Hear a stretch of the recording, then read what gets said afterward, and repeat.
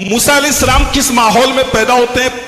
موسیٰ علیہ السلام کی پیدائش کہاں ہوتی ہے؟ مصر کے اندر، جہاں فرعون کی بادشاہ تھی۔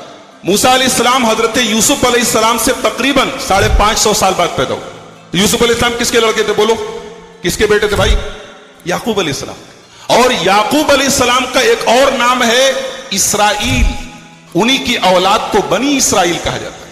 تو حضرت یعقوب علیہ السلام کا اصل وطن جو تھا وہ فلسطین تھا، لیکن چونکہ یوسف علیہ السلام مصر کے بادشاہ بن گئے تھے تو یوسف علیہ السلام نے اپنے باپ کو، اپنی ماں کو اور اپنے بھائیوں کو مصر میں لا کے بسا دیا، تو اس کے بعد بنی اسرائیل مصر میں بس گئے۔ بعد میں حالات پلٹے، دور بدلا، اور مصر کے اندر بنی اسرائیل کی پوزیشن یہ ہو گئی کہ وہ غلام بن گئے، اور مصر کے بادشاہ جو ہوتے تھے، مصر کا ہر بادشاہ فرعون ہوتا تھا، ان کا نام الگ ہوتا تھا مگر ان کا لقب فرعون ہوتا تھا۔ تو موسیٰ علیہ السلام جس دور میں پیدا ہوئے، اس دور میں مصر کا جو بادشاہ تھا جس کو فرعون کہا جاتا ہے، وہ بڑا ظالم تھا، اس نے بنی اسرائیل کو غلام بنا دیا، اور اس کے دربار میں کسی کاہن نے، کسی جوتشی نے یہ بتایا کہ تیری حکومت میں ایک بچہ پیدا ہوگا جو تجھے قتل کرے گا، جس کے ہاتھوں تو مارا جائے گا اور تیری حکومت تباہ ہو جائے گی۔ یہ سننا تھا کہ فرعون نے حکم دے دیا کہ بنی اسرائیل کے اندر جتنے بچے پیدا ہوں سب کو مار ڈالا جائے۔ اب چنانچہ بنی اسرائیل کے مردوں کو، بچوں کو مار دیا جاتا تھا اور عورتوں کو غلام بنا لیا جاتا تھا۔ ایک ایسے ماحول میں حضرت موسیٰ علیہ السلام کی پیدائش۔ موسیٰ علیہ السلام پیدا ہوئے، قرآن کریم کا 20واں پارہ سورہ قصص، اللہ فرماتا ہے وَأَوْحَيْنَا إِلَىٰ أُمِّ مُوسَىٰ أَنْ أَرْضِعِيهِ فَإِذَا خِفْتِ عَلَيْهِ فَأَلْقِيهِ فِي الْيَمِّ وَلَا تَخَافِي وَلَا تَحْزَنِي۔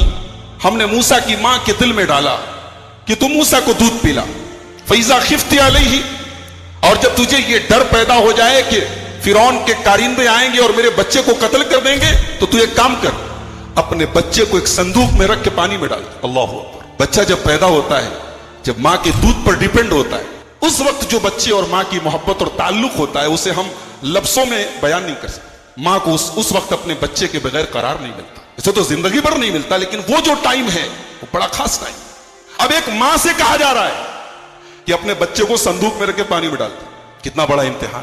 اللہ کہہ رہا ڈال دے، ہمارا حکم ہے تو ڈال دے۔ وَلَا تَخَافِي وَلَا تَحْزَنِي، تو ڈر مت، تو غم نہ کر، إِنَّا رَادُوهُ إِلَيْكِ، تیرا بچہ ہم تجھے واپس دلائیں گے، تیرا بچہ ختم نہیں ہوگا، تیرا بچہ مرے گا نہیں۔ وَجَاعِلُوهُ مِنَ الْمُرْسَلِينَ، تیرے بچے کو ہم رسول بنانے والے ہیں۔ اللہ اکبر۔ تیرے بچے کو ہم رسول بنائیں گے، اپنے بندوں میں سب سے اونچا مقام دیں گے، رسول بنائیں گے۔ تو گھبرا نہیں اے موسیٰ کی ماں، تو اپنے بچے کو پانی میں ڈال دے۔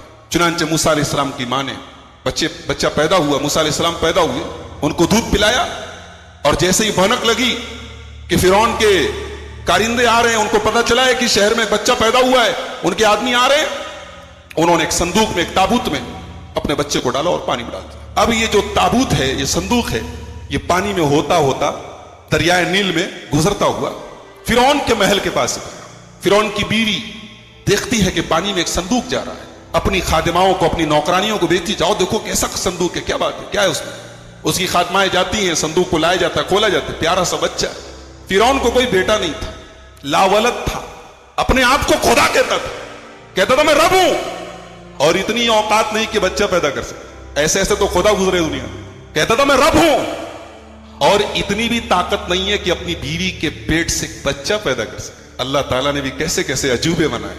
لاولد تھا، بیٹا نہیں تھا۔ فرعون کی بیوی نے دیکھا خوبصورت بچہ ہے، کہا قرۃ عین لی ولک، یہ بچہ میرے آنکھوں کی ٹھنڈک ہے، اے فرعون اس کو ہم لوگ اپنا لڑکا بنا لیتے ہیں، عسیٰ ان ینفعنا او نتخذہ ولدا، اپنا بیٹا بنا لیتے ہیں، پال لیتے ہیں اس کو، بڑا ہو کے ہمارے بڑھاپے کا سہارا بنے۔ ایک بات پتہ چلی کہ آدمی کبھی کبھی کسی کی نہ مانے لیکن بیوی کی مان لیتا ہے۔ فرعون بہت بڑا ظالم تھا مگر اپنی جوروں کی بات مان لیا، لہٰذا ایک بات ثابت ہوئی کہ جو کام دنیا کے بڑے بڑے ہتھیار نہ کر پاویں وہ عورت کے جذبات اور عورت کی زبان کر سکتی۔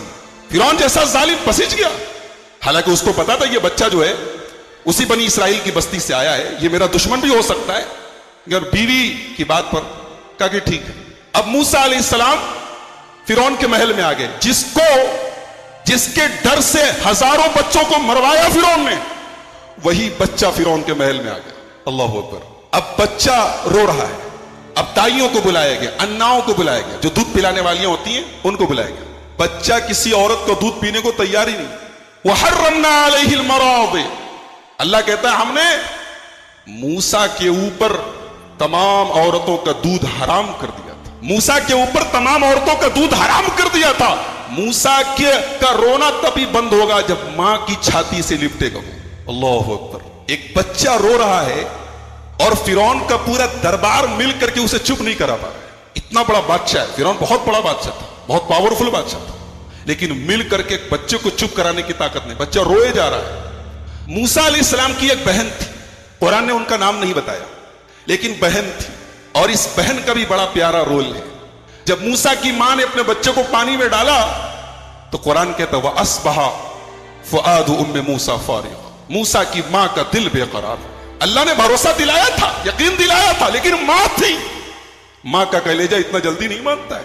بچے کو پانی میں ڈالا اور قرآن کہتا ہے موسیٰ کی ماں کا دل بے قرار ہو گیا. ان کادت لتبدی بہ لولا ان ربطنا علی قلبها, اللہ کہتا اگر ہم نے موسیٰ کی ماں کے دل کو مضبوط نہ کیا ہوتا تو وہ بھانڈا پھوڑ دیتی, سب کو بتا دیتی کہ میں نے اپنا بچہ صندوق میں ڈالا ہے. وہ اتنا بے چین ہو گئی تھی, اتنا بے قرار ہو گئی تھی کہ وہ بھانڈا پھوڑ سکتی تھی, مگر اللہ کہہ رہا ہے کہ ہم نے موسیٰ کی ماں کے دل کو تسلی دی. ماں تھی نا, ایک ماں کے لیے اس کا بچہ اس کی نظروں سے دور چلا جائے اس سے بڑی کوئی تکلیف نہیں. تو موسیٰ علیہ السلام کی ماں نے اپنی بیٹی سے کہا کہ تو ایک کام کر, یہ صندوق تو میں نے ڈال دیا ہے, تو ذرا چپکے دیکھ کہ جاتا کہاں ہے. اللہ اکبر. اب موسیٰ علیہ السلام پانی میں جا رہے ہیں, صندوق ان کا جا رہا ہے, اور قرآن کہتا ہے فَبَصُرَتْ بِهِ عَنْ جُنُبٍ وَهُمْ لَا يَشْعُرُونَ, موسیٰ کی بہن کنارے کنارے چل رہی, دیکھ رہی صندوق کہاں جا رہا ہے. اور صندوق کہاں پہنچا؟ فرعون کے محل میں پہنچا. اب فرعون کے محل میں موسیٰ رو رہے ہیں اور کسی عورت کا دودھ پینے کو تیار نہیں. تو موسیٰ کی بہن وہاں پہنچ کے کہتی ہے کہ کیا میں ایک عورت کا پتہ بتاؤں, مجھے امید ہے کہ اس عورت کا دودھ یہ بچہ پیے گا تو چپ ہو جائے گا اور وہ عورت اس کا خیال رکھے گی. کہا کہ ارے بالکل بلاؤ. موسیٰ کی ماں آئیں اور جیسے ہی اپنے بچے کو گود میں لیا ہے, کئی گھنٹے سے رو رہا تھا, ماں کی گود میں گیا, چپ ہو گیا. فَرَدَدْنَاهُ إِلَىٰ أُمِّهِ كَيْ تَقَرَّ عَيْنُهَا, اے موسیٰ ہم نے تجھے تیری ماں کو لوٹا دیا. کئی تقر عینها, تاکہ تیری ماں کی آنکھوں کو ٹھنڈک ملے. ولا تحزنا, تیری ماں کا غم دور ہو جائے. ولتعلم ان وعد اللہ حق, اور تیری ماں کو پتہ چل جائے کہ اللہ کا وعدہ سچا ہے, اللہ کا وعدہ کبھی جھوٹا نہیں ہوتا. اب فرعون نے کہا کہ دیکھا کہ جب بچہ چپ ہو گیا, کہا کہ ٹھیک ہے آج سے تم ہمارے محل میں رہنا, تمہارا کھانا پینا خرچہ تنخواہ سب ہم دیں گے, اس بچے کی پرورش تمہیں کرنی ہے. موسیٰ علیہ السلام اپنے دشمن کی تنخواہ کے اوپر پل رہے, جو دشمن ہے, جو سب سے بڑا دشمن ہے, وہی تنخواہ دے رہا, وہی پال رہا ہے. اب موسیٰ جوان ہو گئے. قرآن کہتا ہے وَلَمَّا بَلَغَ أَشُدَّهُ, جب موسیٰ جوان ہو گئے, آتَيْنَاهُ حُكْمًا وَعِلْمًا, ہم نے موسیٰ کو نبوت عطا فرمائی. ابھی نبوت آگے ملے گی, ابھی کہا ان کو ہم نے سمجھدار بنایا, فیصلہ کرنے کی طاقت دی. ایک دن موسیٰ علیہ السلام جا رہے تھے شہر میں, دو آدمی آپس میں لڑ رہے تھے. ایک آدمی بنی اسرائیل میں سے تھا اور ایک آدمی مصر کے جس قبیلے کے فرعون جس قبیلے سے تھا, قبطی تھا. دونوں لڑ رہے تھے. ایک موسیٰ کے قبیلے کا تھا, ایک دوسرے قبیلے کا تھا. قبیلے کی محبت بھی محبت ہوتی ہے نا, جیسے ہمارے یہاں برادری کی محبت چلتی ہے.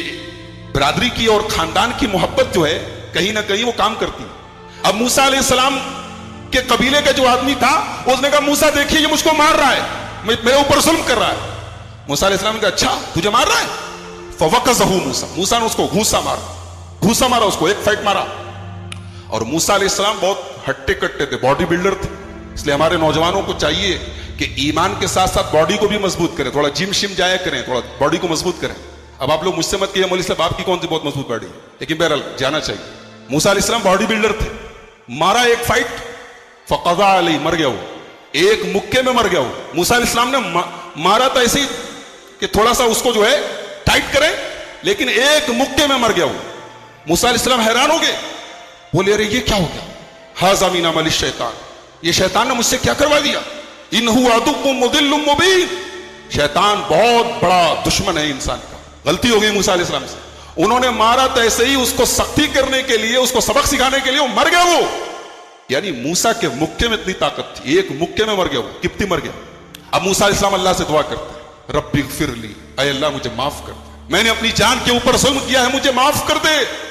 पता ये चला कि नबी से भी अगर कोई गलती हो जाए तो नबी भी फौरन अल्लाह से माफी मांगते, जानबूझ के नहीं मारा था, गलती हो गई, उन्होंने उसको कत्ल करने के, जान से मारने की गरज से नहीं मारा, गलती हो गई, लेकिन फौरन अल्लाह की बारगाह में तौबा की। सबक ये मिला कि अरे मूसा तो नबी हैं, हमारी और आपकी क्या औकात है, अगर कभी गलती हो जाए, कोई खता हो जाए, कोई अल्लाह की नाफरमानी हो जाए, देर ना करो, फौरन तौबा करो। मूसा ने तौबा की, अल्लाह कहता फगफर लहू, हमने अपने बंदे मूसा की तौबा को कबूल किया। अब मूसा अलैहिस्सलाम पूरे मिस्र में डरे डरे सहमे सहमे इधर उधर घूम रहे हैं कि अगर पता चल गया किसी को कि वो मेरी वजह से मरा है तो मुझे सजा होगी, और उस जमाने में कत्ल की सजा कत्ल थी, मौत की सजा मौत थी, तो मुझे मार दिया जाएगा। मूसा अलैहिस्सलाम बेचारे डरे हुए सहमे हुए पूरे शहर में घूम रहे हैं। अगले दिन जा रहे थे तो वही आदमी जो एक दिन पहले किसी से झगड़ा कर रहा था, बनी इस्राइल का एक आदमी, वही आदमी किसी और से झगड़ा कर रहा था और फिर चिल्लाया, अरे मूसा देखिए मेरे ऊपर ये जुल्म कर रहा है। मूसा अलैहिस्सलाम ने कहा इन्नका लगवियुम मुबीन, तू ही एक नंबर का कमीना है, तू ही एक नंबर का फसादी, कल भी तू किसी से झगड़ा कर रहा था, आज भी तू झगड़ा कर रहा है, इसका मतलब फसादी तू है। उसके बाद मूसा अलैहिस्सलाम ने उस किब्ती को जिससे आज ये झगड़ा कर रहा था उसको मारने के लिए अपना हाथ आगे बढ़ाया, तो ये समझा, इस्राएली ये समझा कि आज लग रहा है मूसा मुझे मारेंगे। कहा कि ऐ मूसा अतुरीदु अन तक़तुलनी कमा क़तलत नफ़्सन बिलअम्स, कल एक आदमी को मुक्का मार के खत्म कर दिया, आज मुझे खत्म करना चाहते हो? उसने भांडा फोड़ दिया, उसने भांडा फोड़ दिया। सबको पता चल गया कि कल वो जो आदमी मरा था उसको वो हजरत मूसा अलैहिस्सलाम के जरिए खत्म हुआ था। अब सारे शहर में ये अफवाह फैल गई। अब मूसा अलैहिस्सलाम बेचारे परेशान हैं। इतने में एक मूसा अलैहिस्सलाम का हमदर्द और खैरखा आया और उसने कहा, या मूसा इन्नल मला यअतमिरून बिकल यक़्तुलूका, ऐ मूसा दरबार फिरौन में फैसला हो चुका है, तुम्हें उस किब्ती के बदले सजाए मौत दी जाएगी, फखरुज मिन्हा, जितना जल्दी हो सके तुम मिस्र छोड़ के निकल जाओ, शहर छोड़ के भाग जाओ, वरना जान के लाले पड़ जाएंगे, खत्म कर दिए जाओ। अब चलते रहे और ये कई दिनों का सफर है और अकेले हैं, इसमें ज़ाहिर है रातें भी आई हैं, सहरा जंगलात भी आए हैं। बहरहाल अल्लाह को याद करते हुए चलते रहे। जो कई मंजिलों का सफर तय करने के बाद एक ऐसे इलाके में पहुंचे कि वहां पर कौम एक कुएं के ऊपर जमा है। वजदा अलैहि उम्मतन यस्कून, अपनी मवेशियों को पानी पिला रहे हैं। मूसा अलैहिस्सलाम ने देखा कि ये कौन सा इलाका है, ये क्या लोग कर रहे हैं। किसी ने बताया कि ये मदियन का इलाका है। हज़रत मूसा अलैहिस्सलाम को अपने ही असलाफ ने ये बात बताई थी कि मदियन शख्स भी हज़रत इब्राहीम अलैहिस्सलाम की औलाद में से है और उसी के निस्बत से वो इलाका आबाद है और उसको कौम मदियन कहते हैं। तो हज़रत मूसा अलैहिस्सलाम के रिश्तेदार हुए। हज़रत मूसा अलैहिस्सलाम का शजरा नसब भी हज़रत इब्राहीम अलैहिस्सलाम से मिलता है, तो उस मदियन शख्स का भी शजरा नसब हज़रत इब्राहीम अलैहिस्सलाम से मिलता था। तो ये समझ गए कि मैं किसी मकाम में तो पहुंच चुका हूँ जो मदियन इलाका है और मानूस है, नाम सुना हुआ है। देखने लग गए कि कौम एक कुएं से अपनी मवेशियों को पानी पिला रही है और दो बच्चियां हैं बापर्दा बाहया, उनकी अगर जाती हैं बकरियां पानी पीने के लिए तो उनको वो हटा देते हैं और अपनी बकरियों को वो पानी पिला रहे हैं। ये बच्चियां भी अपनी बकरियों को जमा कर रही हैं, जो भी मवेशी थी उनको रोक रही हैं ताकि उधर न जाएं। दोनों बच्चियां हैं और बाहया बापर्दा हैं। कौम के किसी फर्द के साथ इनकी कोई गुफ्तगू, कोई सरोकार नहीं है। हज़रत मूसा अलैहिस्सलाम को रहम आया कि जो आ रहे हैं वो पानी पिला रहे हैं और इनकी बच्चियां, इन बच्चियों के जानवर उधर जाते हैं तो उनको वो वापस कर देते हैं और पानी नहीं पीने देते। काला मा खतबुकुमा, उनसे पूछा है कि आपका क्या तारुफ है, आप क्यों इधर खड़ी हैं, क्या काम है आपका। उन्होंने तारुफ कराया कि हम हमेशा इस तरह करती हैं कि जब कौम अपनी मवेशी को पानी पिलाकर वापस चली जाती है तो बचा कुचा पानी फिर हम अपनी मवेशियों को पिला लेती हैं और हम अपने रेवड़ को पानी पिलाने के लिए इसलिए आती हैं कि हमारा कोई और देखभाल करने वाला नहीं है। वह अबूना शैखुन कबीर, और हमारे वालिद साहब बहुत बूढ़े हैं जो यूं चल फिर नहीं सकते और मवेशियां नहीं चुगा सकते हैं। यहाँ पर बात समझने की है, मजबूरी की हालत में इस्लाम खवातीन को काम करने की इजाजत देता है, लेकिन उसूल ज़ाब्ता यह है कि खवातीन बापर्दा اور باحیا ہو کر وہ کام سر انجام دیں، دو شرطیں ہیں، ایک یہ کہ مجبوری ہو اور دوسرا یہ کہ عورت باہر نکلے با پردہ ہو کر. اور ضروری بات جہاں کرنی ہو وہاں بھی شریعت اجازت دیتی ہے. زیادہ بیجا گفتگو، گپ شپ، یہ بے حجابی کے زمرے میں آتا ہے، جس کو اسلام نہ باہر نکلنے کے ساتھ خواتین کو اجازت دیتا ہے، نہ گھر میں کسی غیر محرم کے ساتھ اس طریقے سے گپ شپ لگانے کی اجازت دیتا ہے. قرآن مجید نے ازواج مطہرات کی بات نقل کی 22ویں پارے میں، قرن فی بیوتکن ولا تبرجن تبرج الجاہلیت الاولی، کہ آپ امہات المؤمنین ہیں، کبھی کسی کا کام پڑ سکتا ہے اور آپ کے گھر کوئی آ سکتا ہے، ہاں جناب کبھی پتہ پوچھ سکتا ہے، بس دبے الفاظ کے اندر جواب دینا ہے. زیادہ تیز قدموں سے چلنا بھی نہیں ہے کہ ان پاؤں کے چلنے کی بھی آواز باہر آ جائے.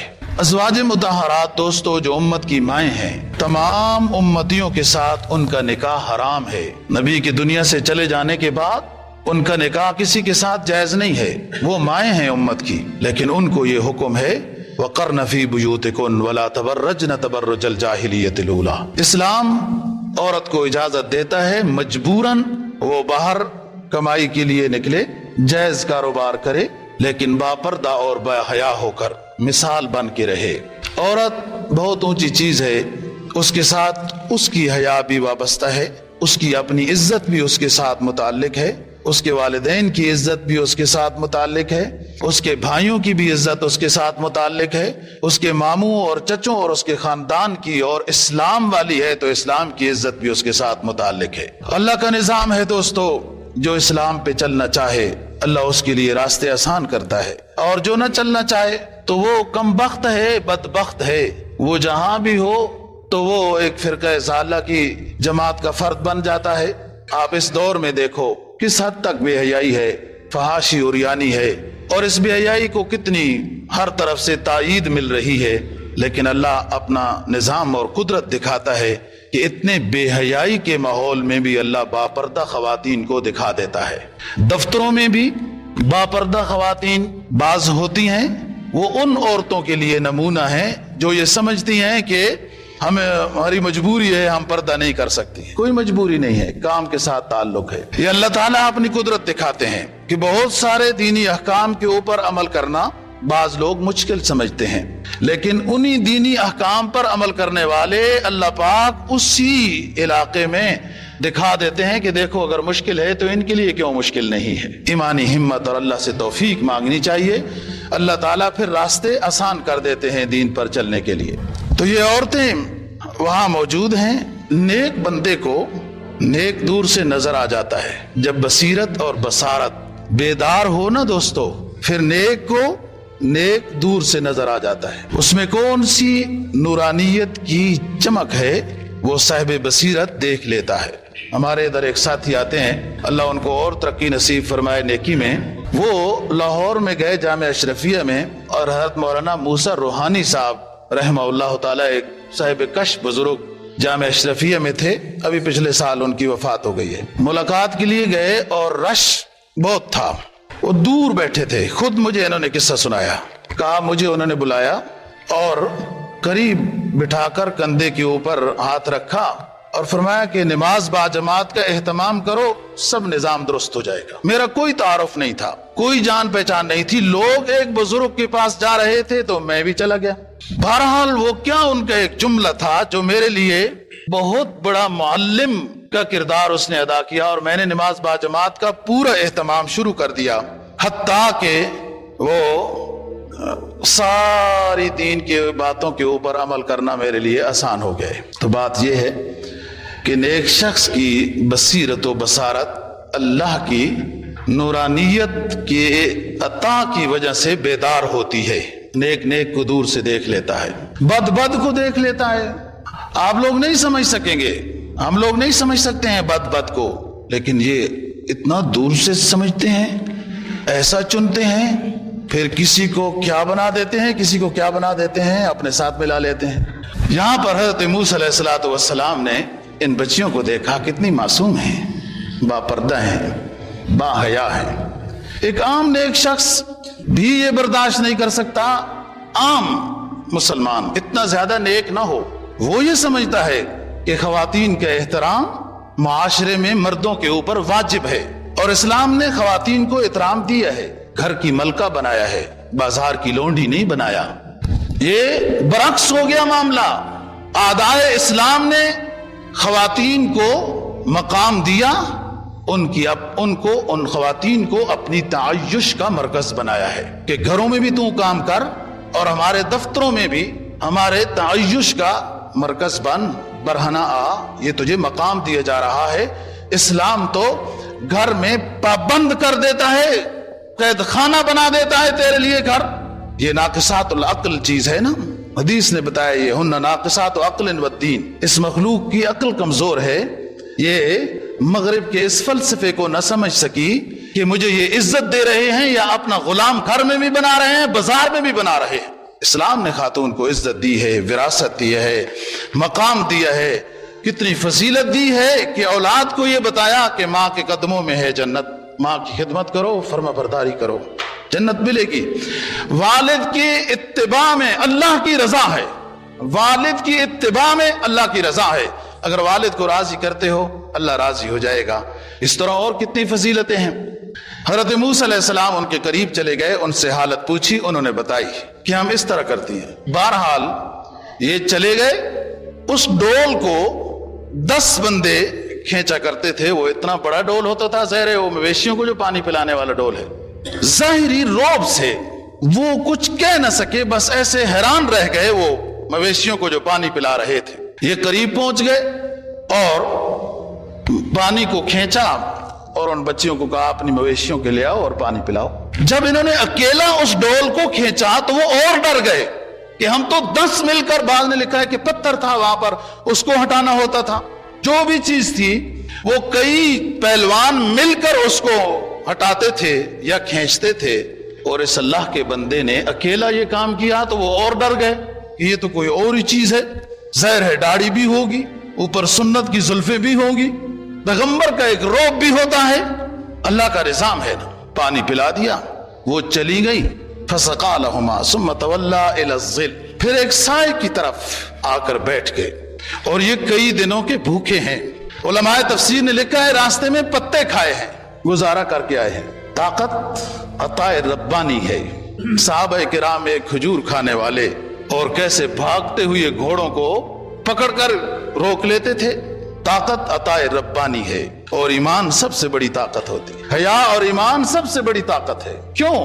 ایمان والے کے پاس اللہ ہے، اللہ کا رسول ہے، شریعت ہے. یہ کس کو اس نے اندر بسایا ہے، پھر اللہ اس کو ویسے ہی ضائع کر دے گا. ایک سائے میں بیٹھ گئے، اب دعا کر رہے ہیں. قال رب انی لما انزلت الی من خیر فقیر. قال رب انی لما انزلت الی من خیر فقیر. اے میرے رب، میں اس علاقے میں پہنچ چکا ہوں، اب اگر کوئی عطا کرنا چاہتا ہے مجھے کچھ تو میں محتاج ہوں، فقیر ہوں، مسافر ہوں، اجنبی ہوں، میری کوئی غیبی مدد کر. رب انی لما انزلت الی من خیر فقیر. اگر کچھ دینا چاہتا ہے یا کسی کے واسطے سے دینا چاہتا ہے تو اس وقت مجھ سے زیادہ کوئی فقیر نہیں ہے. یہ دعا کی. ادھر وہ بچیاں گھر پہنچ چکی ہیں. علماء نے لکھا ہے کہ کسی کو اگر کسی جگہ مشکل ہو رزق کے لحاظ سے، مسافری اجنبی ہونے کے اعتبار سے، تو یہ موسیٰ علیہ السلام کی دعا مانگا کرے. رب انی لما انزلت الی من خیر فقیر. وہ بچیاں گئیں، انہوں نے گھر تعارف کرایا، بتایا کہ یہ صورتحال ہے. بہت اچھے آدمی ہیں، طاقتور بھی ہیں، نیک بھی محسوس ہوتے ہیں. ظاہر ہے وہ بھی پیغمبر کی بچیاں تھیں، نیک کو پہچانتی تھی. حضرت شعیب علیہ السلام کی یہ بچیاں ہیں. اکثر مفسرین نے تو یہ بات لکھی ہے، بعض نے کچھ اور اقوال بھی لکھے ہیں کہ کوئی اور بزرگ تھے، لیکن تائید رسول اکرم صلی اللہ علیہ وسلم کے اس فرمان سے ہوتی ہے کہ ایک صحابی آئے، ایمان لائے، اور انہوں نے بتایا کہ میں انزا قبیلے کا ہوں. تو آپ نے فرمایا کہ مبارک قبیلہ ہے آپ کا، یہ حضرت موسیٰ علیہ السلام کے سسرال والا قبیلہ ہے، حضرت شعیب علیہ السلام کا قبیلہ ہے. یہ اچھا قبیلہ تھا، یہ مظلوموں کی مدد کرتے تھے، جو کوئی مستحق ہو تو اس کی مدد کرتے تھے. تو شعیب علیہ السلام کا نام آپ نے لیا ہے، موسیٰ علیہ السلام کے سسر ہیں، تو یہی ہیں. پھر حضرت شعیب علیہ السلام نے کہا اس کو بلا کے لاؤ. فجاءت احداہما تمشی علی استحیاء، آئی لڑکی حیا کو اپنے ساتھ لیے ہوئے تھا. قالت ان ابی یدعوک لیجزیک اجر ما سقیت لنا، آپ کو میرے والد صاحب بلاتے ہیں، اور وجہ بھی بتا دی کہ جو آپ نے ہمارے ساتھ تعاون کیا ہے اس پر میرا والد آپ کو اجرت دینا چاہتا ہے. پہلے تو سوچنے لگ گئے کہ یہ کام تو میں نے اجرت کے لیے نہیں کیا ہے، لیکن ممکن ہے یہ میری دعا کا کوئی ثمرہ بن رہا ہو، کو اللہ اور کچھ عطا کرنے والے ہوں. جاتے تو ہیں. فلما جاءہ وقص علیہ القصص، شعیب علیہ السلام نے بلایا، حالت دیکھی، اچھے طریقے سے کھانا کھلایا، پھر قصہ سنا کہ کون ہو، کہاں سے آئے ہو، کیا تعارف ہے. پھر سارا قصہ انہوں نے بتا دیا، یوں مصر ہے، یوں فرعون ہے، یوں مجھ سے مکہ لگا ہے، میں وہاں سے نکلا ہوں، مجھے قتل کرنا چاہ رہے تھے. قال نجوت من القوم الظالمین، پریشان نہ ہو، لا تخف نجوت من القوم الظالمین، آپ نہ ڈرو، اللہ آپ کو نجات دے دیں گے. اب ایک بچی اپنے والد کو مشورہ دینے لگی. قالت احداہما یا ابت استاجرہ ان خیر من استاجرت القوی الامین، ابا جی درخواست یہ ہے. قالت احداہما یا ابت استاجرہ، میری درخواست یہ ہے کہ ابا جی اس کو اپنا مزدور رکھ لیجئے. ان خیر من استاجرت القوی الامین،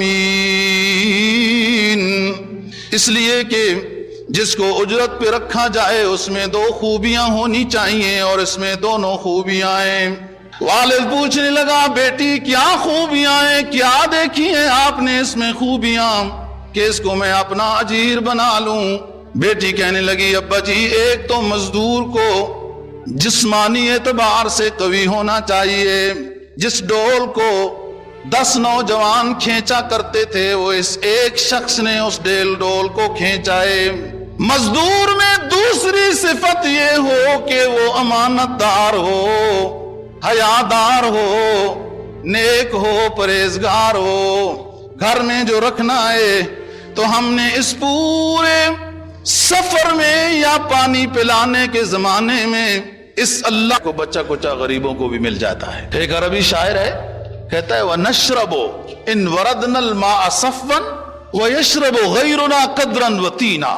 ہم اتنے قوی خاندان کے لوگ ہیں، اتنے قوی خاندان کے لوگ ہیں کہ ہم چشموں پہ جا کے پہلے صاف ستھرا پانی پیتے ہیں، پھر جو ہمارے علاوہ لوگ ہیں وہ ہمارا بچا کچا میل کچیل مٹی سے مکس پانی وہ پیتے ہیں. اب یہاں پر بچی نے درخواست کر دی. حضرت شعیب علیہ السلام نے درخواست کو مانا. کہا انی ارید ان انکحک احدی ابنتی ہاتین، آپ کو میں اپنی بچیوں میں سے ایک بچی کا رشتہ دے دوں گا، لیکن 8 سال آپ میری بکریاں چرائیں، اور 10 پورے کر لیں تو اور اچھی بات ہے. حضرت موسیٰ علیہ السلام نے کہا کہ ٹھیک ہے مجھے منظور ہے، لیکن جو وعدہ ہو رہا ہے اس کو یاد رکھنا کہ ایسا نہ ہو کہ اب تو وہ نہیں جانتے نا وہ پیغمبر، ممکن ہے وہ سمجھ چکے ہوں کہ موسیٰ علیہ السلام کون ہے. ان کے اوپر جو وحی آتی ہیں، صحیفے آتے ہیں، کتابیں نازل ہوتی ہیں، ان میں بشارت ہر پیغمبر کی دوسری کتاب میں موجود ہوتی ہے. اب 10 سال پورے ہو گئے ہیں. حضرت شعیب علیہ السلام نے اپنا وعدہ پورا کر دیا. جس بچی کا رشتہ دیا، جناب نبی پاک صلی اللہ علیہ وسلم کا فرمان ہے کہ ایک تو 10 سال موسیٰ علیہ السلام نے پورے کیے. ان میں اس میں بھی امتحان تھا. 8 لازمی ہیں، 10 اختیاری ہیں. کہ یہ زیادہ شادی کا شوقین ہے کہ 8 سال گزرنے کے بعد فوراً مطالبے شروع کر دے گا، یا اس میں صبر و تحمل اس مشق کے مرحلے میں پیدا ہو چکا ہے.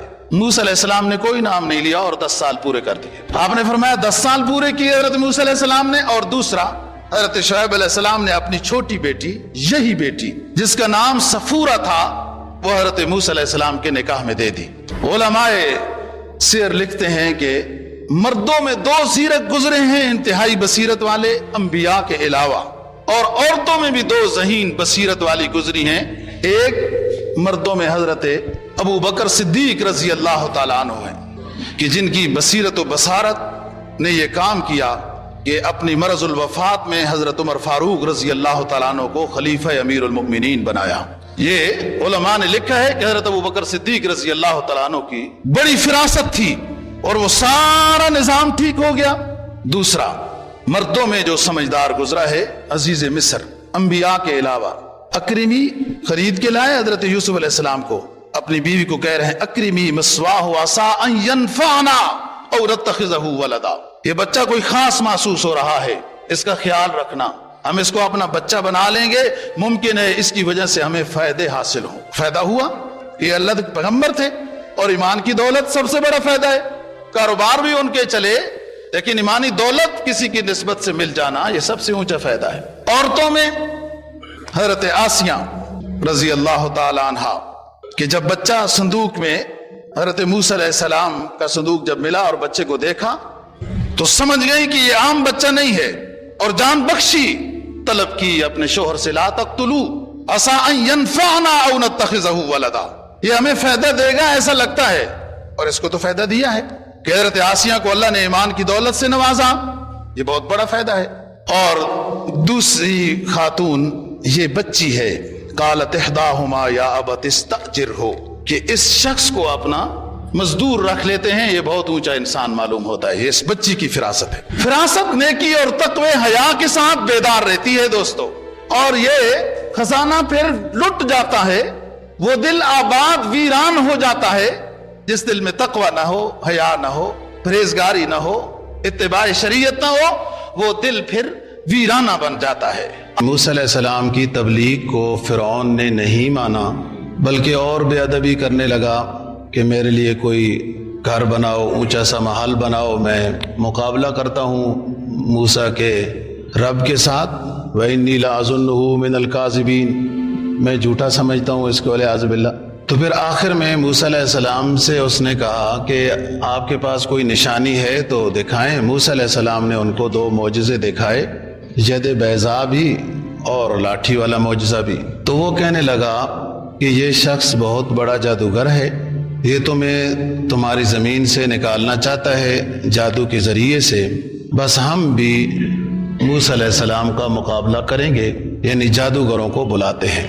قال موعدکم یوم الزینہ وان یحشر الناس ضحیٰ، ٹائم طے ہو گیا کہ ان قریب جو دن آ رہا ہے جس میں عرس مناتے ہیں، میلہ لگاتے ہیں مصری لوگ، وہی دن ہمارے مقابلے کے لیے بھی ٹھیک ہے کہ اس میں ویسے بھی لوگوں نے جمع ہونا ہے۔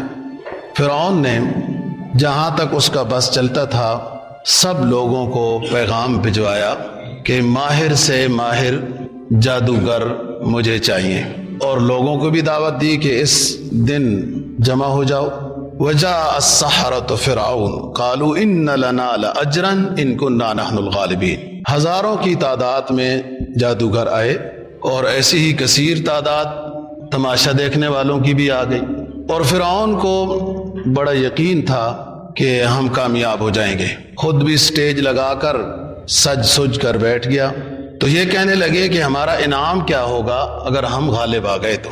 ظاہر ہے یہ تو دنیا داری ہے، پہلے سے ریٹ فکس ہو رہا ہے، یہ جو ہم کرتب مرتب دکھائیں گے اور غالب آ گئے تو ہمارا انعام کیا ہوگا۔ قال نعم وانکم لمن المقربین، کہنے لگا صحیح سوال کیا ہے، اگر تم غالب آ گئے تو میں تمہیں اپنا مقرب بنا لوں گا۔ مقرب بنانے کا طریقہ فرعون کا یہ تھا کہ ان اپنے بندوں کا مخصوص وظیفہ بھی مقرر کرتا تھا، اور یہ خود سونے کے زیورات اور کنگن پہنتا تھا، جو فرعون کا مقرب ہوتا تھا اس کو بھی اس طرح کا ایک کنگن بنوا دیتا تھا۔ پھر وہ علاقے میں جدھر پھرتے رہتے ہیں لوگ سمجھتے ہیں کہ یہ فرعون کے مقرب لوگ ہیں، ان کا خیال کرنا ہے۔ اب یہ سارے جمع ہو رہے ہیں، ادھر ادھر کے لوگ بھی جمع ہو گئے، اور سارے جادوگروں نے اپنا پروگرام بنانے کے لیے وہ سسٹم سیٹنگ کرنے لگ گئے، لین پر صفوں کی شکل میں بیٹھنے لگ گئے، لوگ بھی جمع ہو گئے۔ حضرت موسیٰ علیہ السلام جس لباس میں تھے یہی لباس جادوگروں نے بھی پہنا تھا کہ جیسا وہ ہے جیسے ہم ہیں۔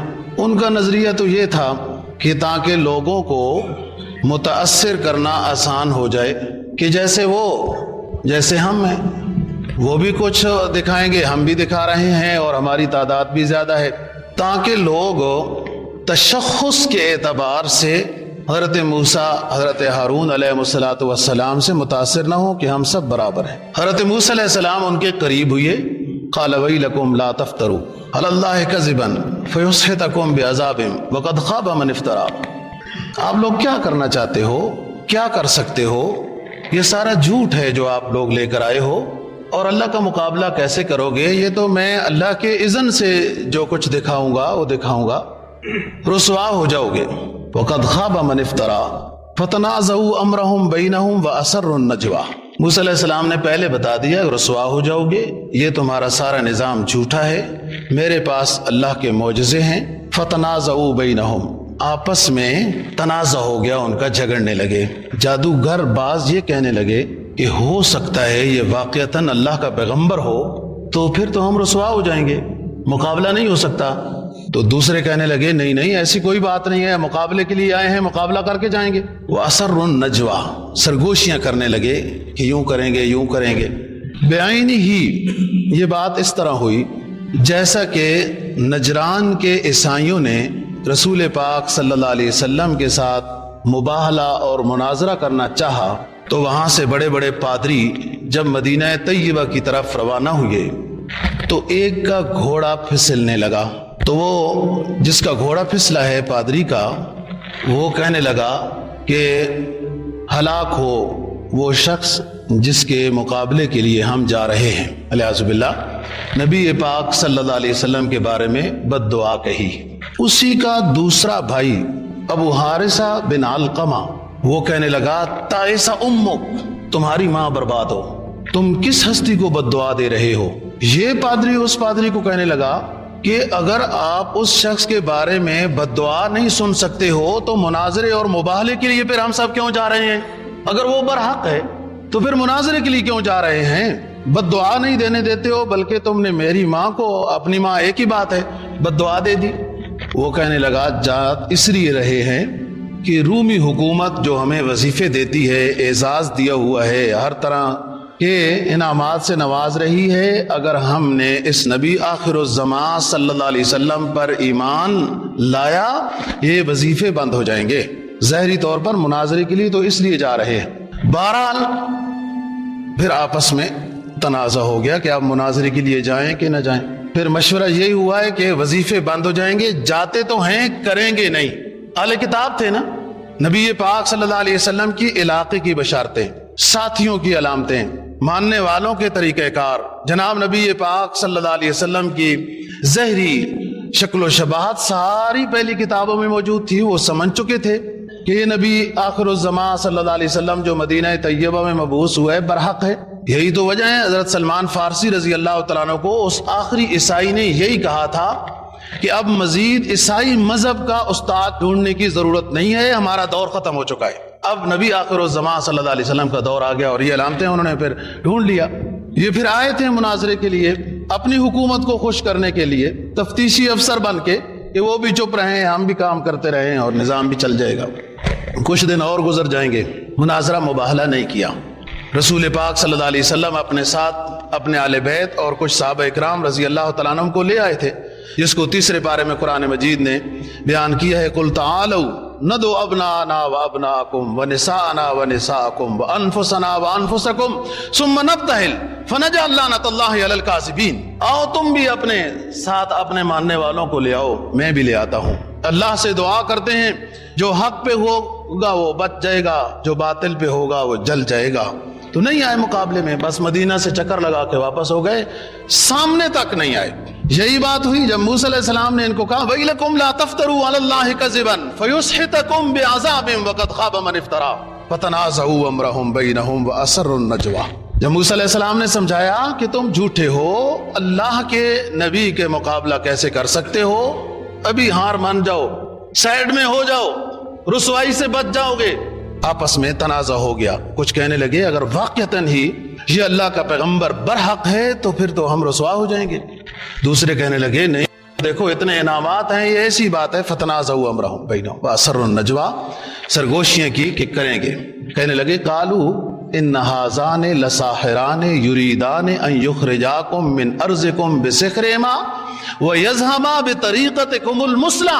یہ دونوں بھائی یہ الیاذ باللہ بہت بڑے جادوگر ہیں، جادو کے ذریعے سے تم کو تمہاری زمین سے نکالنا چاہتے ہیں، خود اس جگہ میں بادشاہی کرنا چاہ رہے ہیں، مضبوط رہو اپنے ارادے پر اور ان کا مقابلہ کریں گے۔ صفیں بند گئیں اور سارے تیار ہو گئے۔ سب سے پہلی ان کی بدبختی کی بات یہ تھی کہ موسیٰ علیہ السلام سے یہ کہنے لگے جادوگر کہ آپ پہلے اپنا کچھ منظر دکھائیں گے یا ہم دکھائیں؟ موسیٰ علیہ السلام نے کہا آپ دکھاؤ۔ قرآن مجید نے فرمایا قالوا یا موسیٰ اما ان تلقی و اما ان نکون نحن الملقین، اے موسیٰ اگر آپ کچھ دکھانا چاہتے ہو تو پہلے آپ دکھاؤ، اگر آپ پہلے نہیں دکھانا چاہتے تو پھر ہم دکھاتے ہیں۔ حضرت موسیٰ علیہ السلام نے فرمایا القو، آپ پہلے ڈالو۔ فلما القوا سحروا بأعین الناس واسترہبوهم وجاؤوا بسحر عظیم، انہوں نے بڑے بڑے جادو کے مناظر دکھائے جس کو قرآن دوستوں کہہ رہا ہے جاؤ بسحر عظیم، بڑے جادوگر اور بڑے بڑے انہوں نے دکھائے، کسی کے لاٹھیاں سانپ بن رہی ہیں، کسی کی رسیاں سانپ بن رہی ہیں، کچھ اور مناظر وہ دکھا رہے ہیں۔ اب موسیٰ علیہ السلام دیکھ رہے ہیں کہ یہ کیا ہو رہا ہے، اور اتنے زیادہ جادوگر جو ہزاروں کی تعداد میں تھے، اب ہر ایک اگر ایک رسی بھی ڈالے تو خوفناک منظر تو بن جائے گا، اور کسی نے شیر بنائے، کسی نے کیا بنایا، کسی نے سانپ بنائے، کسی نے بچھو بنائے، کسی نے کیا دکھایا۔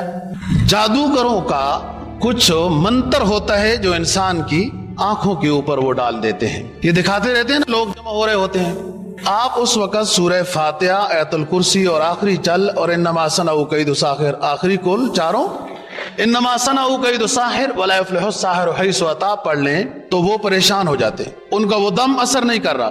کئی دفعہ یہ مدرسوں کے طالب علم یہ پریشان کرتے ہیں ایسے منظر دکھانے والوں کو، پھر وہ معافی مانگتے ہیں کہ ایسا کوئی شخص اگر ادھر ہے تو یہاں سے جائے نہیں، تو میں یہ کر دوں گا، میں وہ کر دوں گا۔ وہ اپنا منتر نہیں کر سکتا تو اور کیا کر سکے گا؟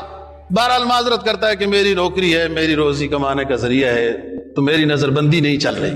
جادو اتنا ہوتا ہے، بس ایمان ہونا چاہیے نا، جس کا جتنا ایمان کمزور ہوتا ہے اتنا عاملوں سے ڈرتا ہے، پھر تویزوں سے ڈرتا ہے، پھر اس طریقے سے جادوؤں سے۔ اللہ کے امر سے ہوتا ہے جو کچھ ہوتا ہے، اور جو شخص صحیح عقیدے والا ہو، ایمان اور توحید اعمال صالحہ والا ہو، اس پر کوئی خاص اثر جادو نہیں کرتا، بس تھوڑا بہت ہی، جتنا موسیٰ علیہ السلام بھی تھوڑے سے ڈر گئے یا طبیعت خراب ہو گئی، پریشانی ہو گئی، اتنا ہی اثر ہے۔ اب جب انہوں نے یہ دکھا لیا سارا، اللہ رب العزت نے حضرت موسیٰ علیہ السلام پر وہی بھیجی کہ یہ اپنا سارا نظام دکھا چکے ہیں۔ فَأَوْجَسَ فِي نَفْسِهِ خِيفَةً مُوسَىٰ، دل میں تھوڑے سے ڈر رہے تھے، یہ اتنے زیادہ، میں نے بتایا کہ وہ ہزاروں کی تعداد میں تھے، ایک ایک لاٹھی رسی بھی اگر وہ دکھائیں تو وہ بھی خوفناک منظر بن جاتا ہے۔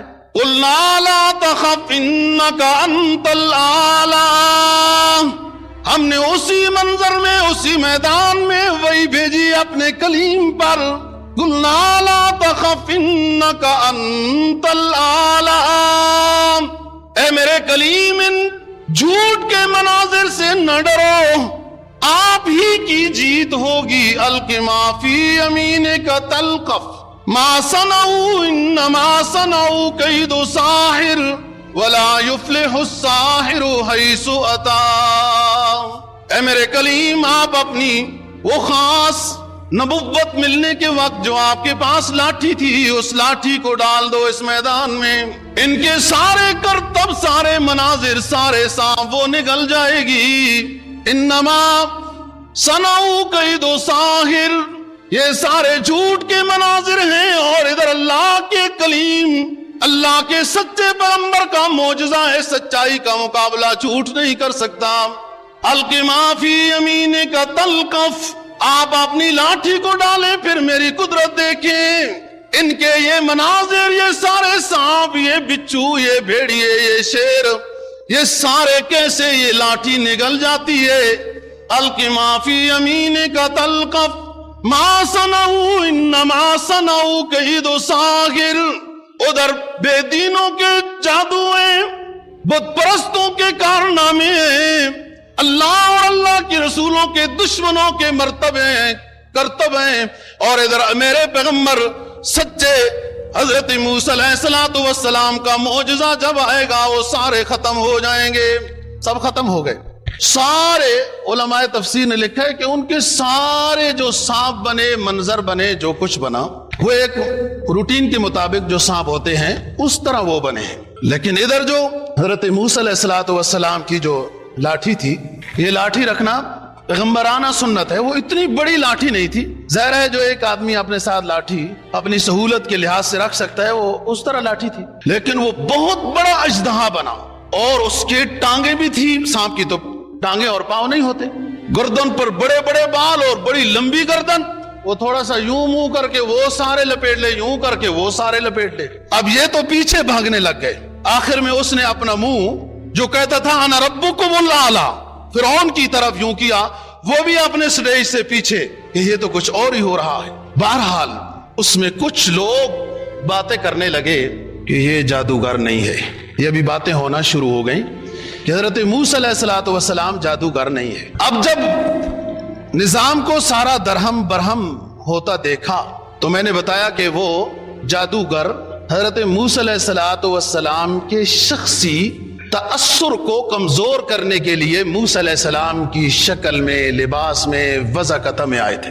गालिबन क्या खबर अल्लाह को ज़ेरी अदाई पसंद आ गई हो उनको कि मेरे पैगंबर की ज़ेरी अदा तो अपनाई है ना, लिबास में, चलने में, पगड़ी में। फौल किया सहरतु साजिदीन,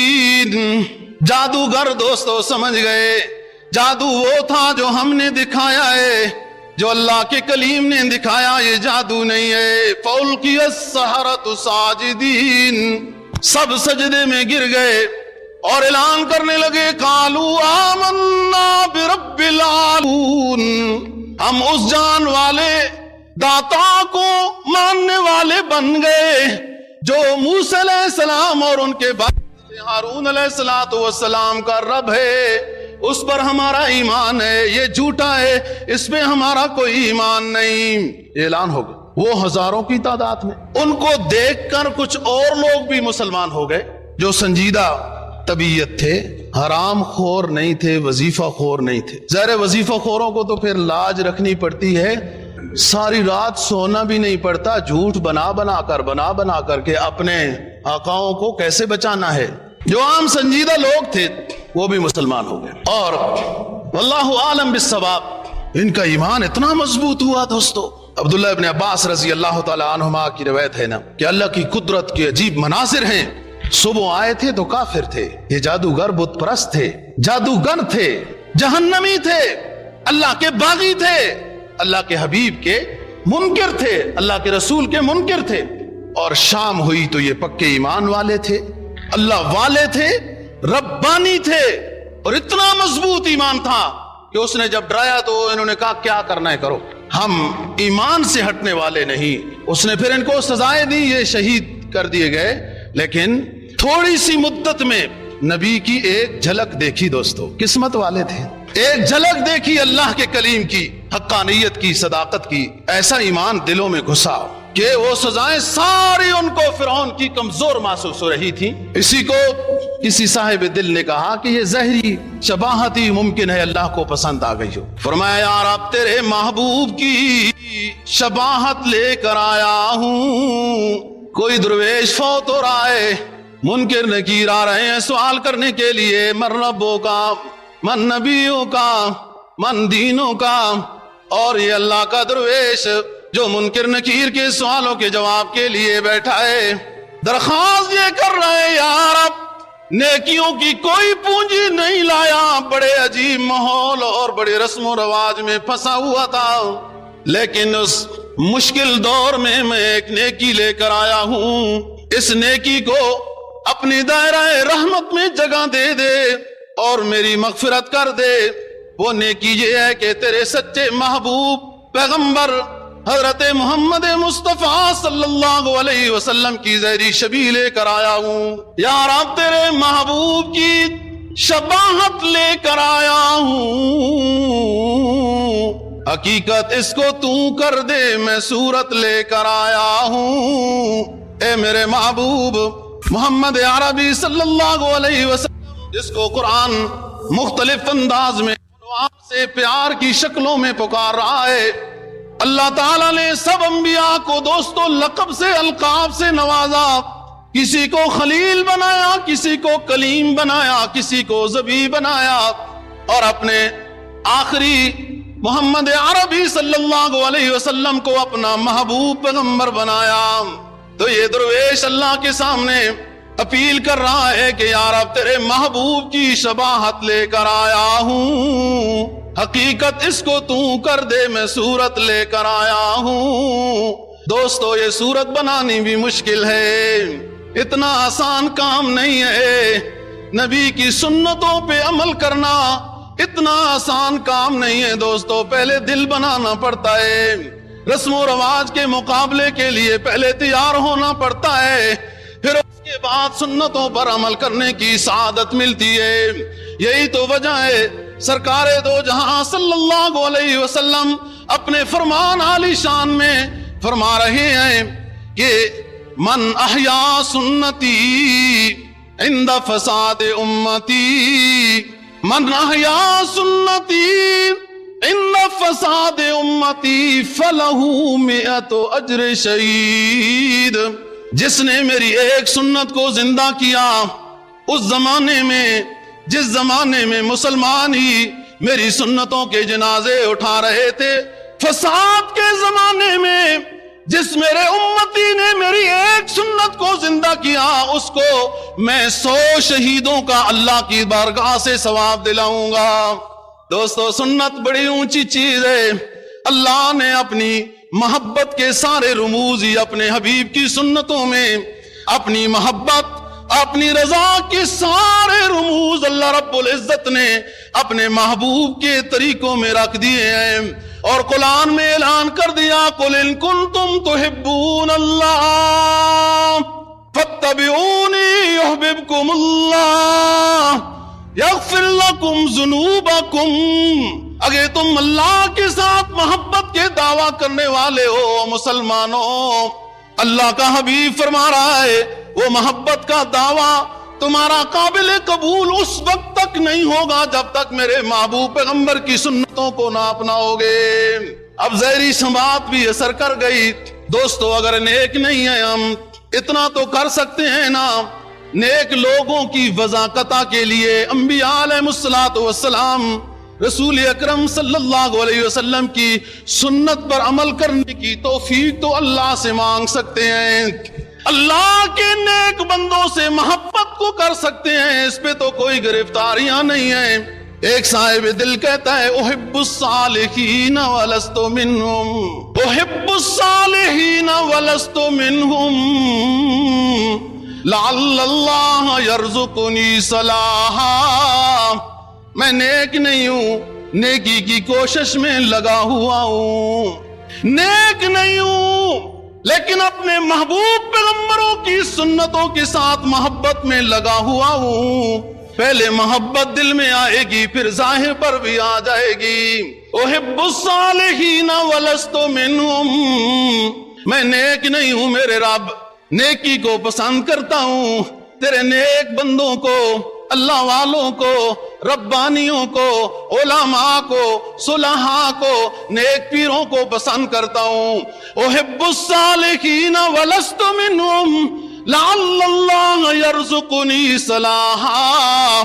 اے اللہ تیرے نیک بندوں سے میری محبت ہے اور میرا یہ عقیدہ ہے کہ تیرے نیک لوگوں سے جو میری محبت ہے، میرا یہ نظریہ اور عقیدہ ہے کہ تو مجھے بھی نیک بنا دے گا. تیرے نیکوں کے ساتھ جو محبت کرتا ہوں تو مجھ سے بھی راضی ہو جائے گا. اللہ کے دوستوں سے جو محبت کرے گا اللہ ضرور ان کو نوازے گا.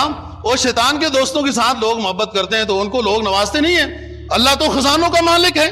سنت اپنانی ہے، اسی میں کامیابی ہے دنیا اور آخرت کی. اور جب تک دل نہیں بن رہا، یہ مدت سے بنتا ہے. مجاہدہ ہے، گناہ زیادہ ہو جاتے ہیں نا، تاریکی آ جاتی ہے، زنگ لگ جاتا ہے، تھوڑی دیر کے بعد یہ سائیکل ہوتا ہے تو اللہ سے اتنی دیر تک توفیق تو مانگتے رہو، اس سے بھی تو ثواب ملتا رہے گا کہ اللہ اپنے محبوب پیغمبر کی سنتوں پر عمل کرنے کی توفیق ہمت عطا کر دے، اور نیک لوگوں کے ساتھ محبت کرو۔ پرانے زمانے میں آپ کو بھی یاد ہوگا، کوئی گاڑی میں داڑھی والا بیٹھ جاتا تھا تو لوگ فٹافٹ نوجوان لڑکے اٹھ کے تو اس کو جگہ دیتے تھے کہ محترم آپ یہاں بیٹھ جائیں۔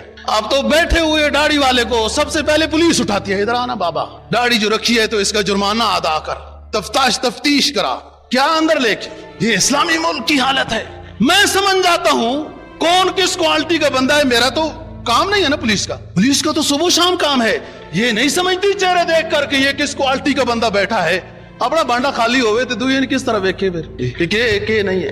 ایک زمانہ تھا دوستو کہ لوگ نیک لوگوں کو دیکھ کے قدر کرتے تھے، اس وقت ماحول میں بھی برکت تھی، حیا بھی تھا، بڑا ادب و احترام بھی تھا۔ اب سارا رخصت ہوتا جا رہا ہے۔ جس نے نبی پاک صلی اللہ علیہ وسلم کی ادنا سے ادنا چھوٹی سی چھوٹی سنت کے ساتھ بھی دوستو محبت کی ہے، یقین سے بات کرتا ہوں ممکن ہے اللہ اسی چھوٹی سنت کی محبت سے ہی اس گنہگار کی مغفرت کر دے۔ یہاں ایمان کی دولت ان کو نصیب ہوگی۔ قال فرعون آمنتم به قبل ان آذن لكم ان هذا لكبيركم الذي علمكم السحر۔ کہنے لگا تم موسیٰ علیہ السلام پر، ہارون علیہ السلام پر ایمان کا اور ان کے رب کے اوپر ایمان کا اعلان کرتے ہو، میں نے اجازت ہی نہیں دی ہے۔ بدبخت، اب تیری اجازت کی ضرورت ہے، نظام ہی بدل چکا ہے، اب تیری اجازت کیا ہے؟ قال فرعون آمنتم به قبل ان آذن لكم انه لکبیرکم الذی علمکم السحر۔ یہ تمہیں لگتا ہے یہ تمہارا استاد ہے، اعوذ باللہ، یہ تمہیں سکھا کے لایا ہے، تم ایک ہی چیز ہو۔ یہ وہ آگے سے کہنے لگے، یہ دھمکی دے رہا ہے، لأصلبنکم اجمعین، میں تمہیں سولی پر چڑھاؤں گا، سزا دوں گا، ماروں گا، قتل کر دوں گا۔ وہ درویش کیا کہتے ہیں؟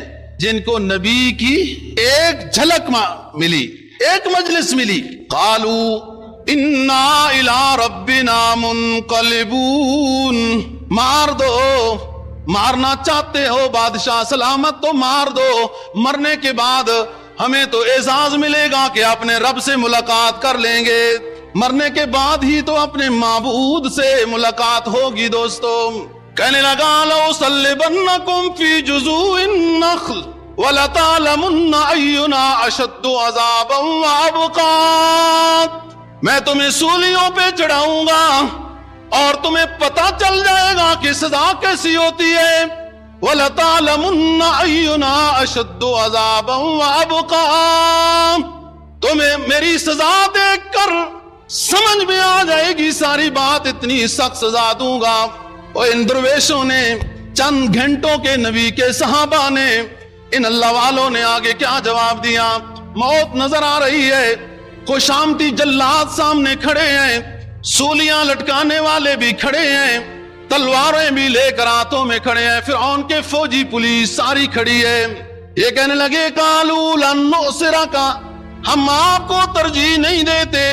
یہ ظالم بادشاہ کے سامنے اعلان کر رہے ہیں کہ تجھے دنیا کی حقیقت سمجھ میں نہیں آئی، ابھی اپنے کر و فر میں مدہوش ہے، ہمیں چند لمحے طلب سچی تھی تو ہمیں دنیا کی حقیقت سمجھ میں آ گئی، آج ہم جا رہے ہیں شہادت کی موت حاصل کر کے جا رہے ہیں، اور کل تو بھی اس کر و فر سے چلا جائے گا۔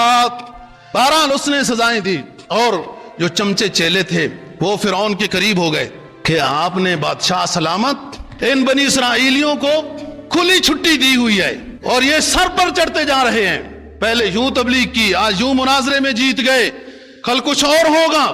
کہنے لگا کہ وہی پرانا حکم واپس کرتا ہوں، پرانے کسی جرنیل کا حکم ہوگا نا، فائل نیچے پڑی ہوگی، وہی واپس کرتا ہوں، تو ان کے بچوں کو قتل کرو۔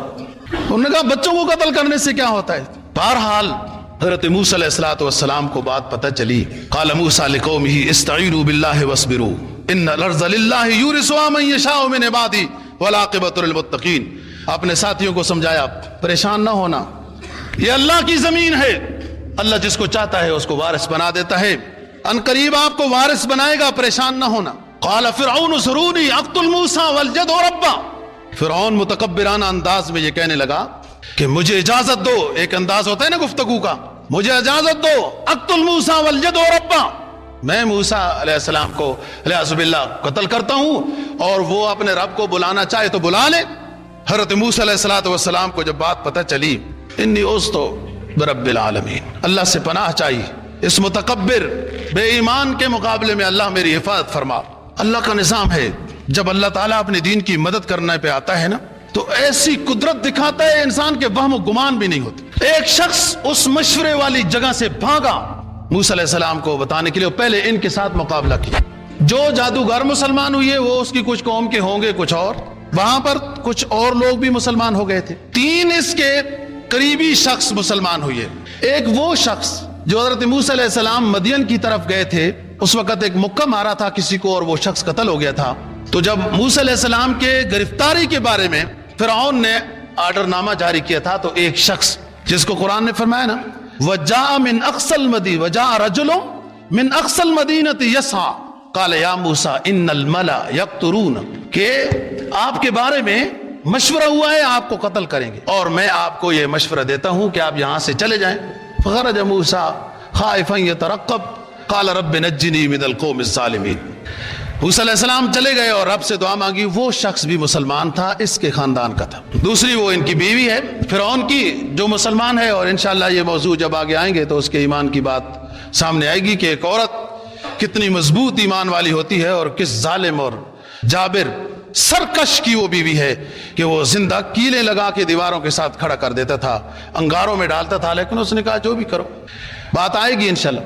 تیسرا یہ شخص ہے، جب فرعون نے کہا مجھے اجازت دو، خیر اس کا نام لکھا ہے واللہ عالم، کہنے لگا مجھے اجازت دو، میں جا کے موسیٰ کو خود قتل کرتا ہوں، کراتا ہوں قتل، اور یہ پھر بلا لے اپنے رب کو۔ یہ شخص فرعون کے اس کابینہ میں بیٹھا ہوا فوراً سامنے کہنے لگا کہ یہ بات آپ غلط کر رہے ہیں اور یہ غلط فیصلہ ہے۔ آپ اس شخص کو کتنا انعام دیں گے جو اتنے بڑے ظالم اور جابر بادشاہ کی کابینہ کا ہو کر بادشاہ نے جب غلط فیصلہ کیا تو سامنے کھڑا ہو گیا۔ ہمارے بادشاہ کتنے فیصلے کرتے رہتے ہیں، ایک بھی کوئی نہیں استعفیٰ دینے والا نکلتا۔ اس ظالم جابر بادشاہ کے سامنے وہ کھڑا ہو گیا۔ وقال رجل مؤمن من آل فرعون يكتم ایمانه وتقتلون رجلا ان يقول ربي الله وقال رجل مؤمن من آل فرعون يكتم ایمانه اتقتلون رجلا ان يقول ربي الله۔ اس ظالم و جابر بادشاہ کے سامنے فرعون کی اپنی کابینہ کا ایک مومن کھڑا ہوا جو آج تک اس نے اپنے ایمان کو چھپایا ہوا تھا، لیکن دوستو ایمان چھپتا نہیں ہے۔ حضرت بلال رضی اللہ تعالیٰ عنہ کو جب امیہ ظلم و ستم کا نشانہ بناتا تھا، مکہ کی سخت ریت پر لٹا کر اوپر سلیں پتھر کی رکھ دیتا تھا، حضرت بلال رضی اللہ تعالیٰ عنہ اونچی آواز کے ساتھ بھی یہی کہتے تھے، اللہ احد اللہ الصمد لا الہ الا اللہ محمد الرسول اللہ۔ کسی نے کہا بلال اجازت ہے اسلام میں، اپنے دل میں رکھو نا ایمان، اعلان کیوں کرتے ہو؟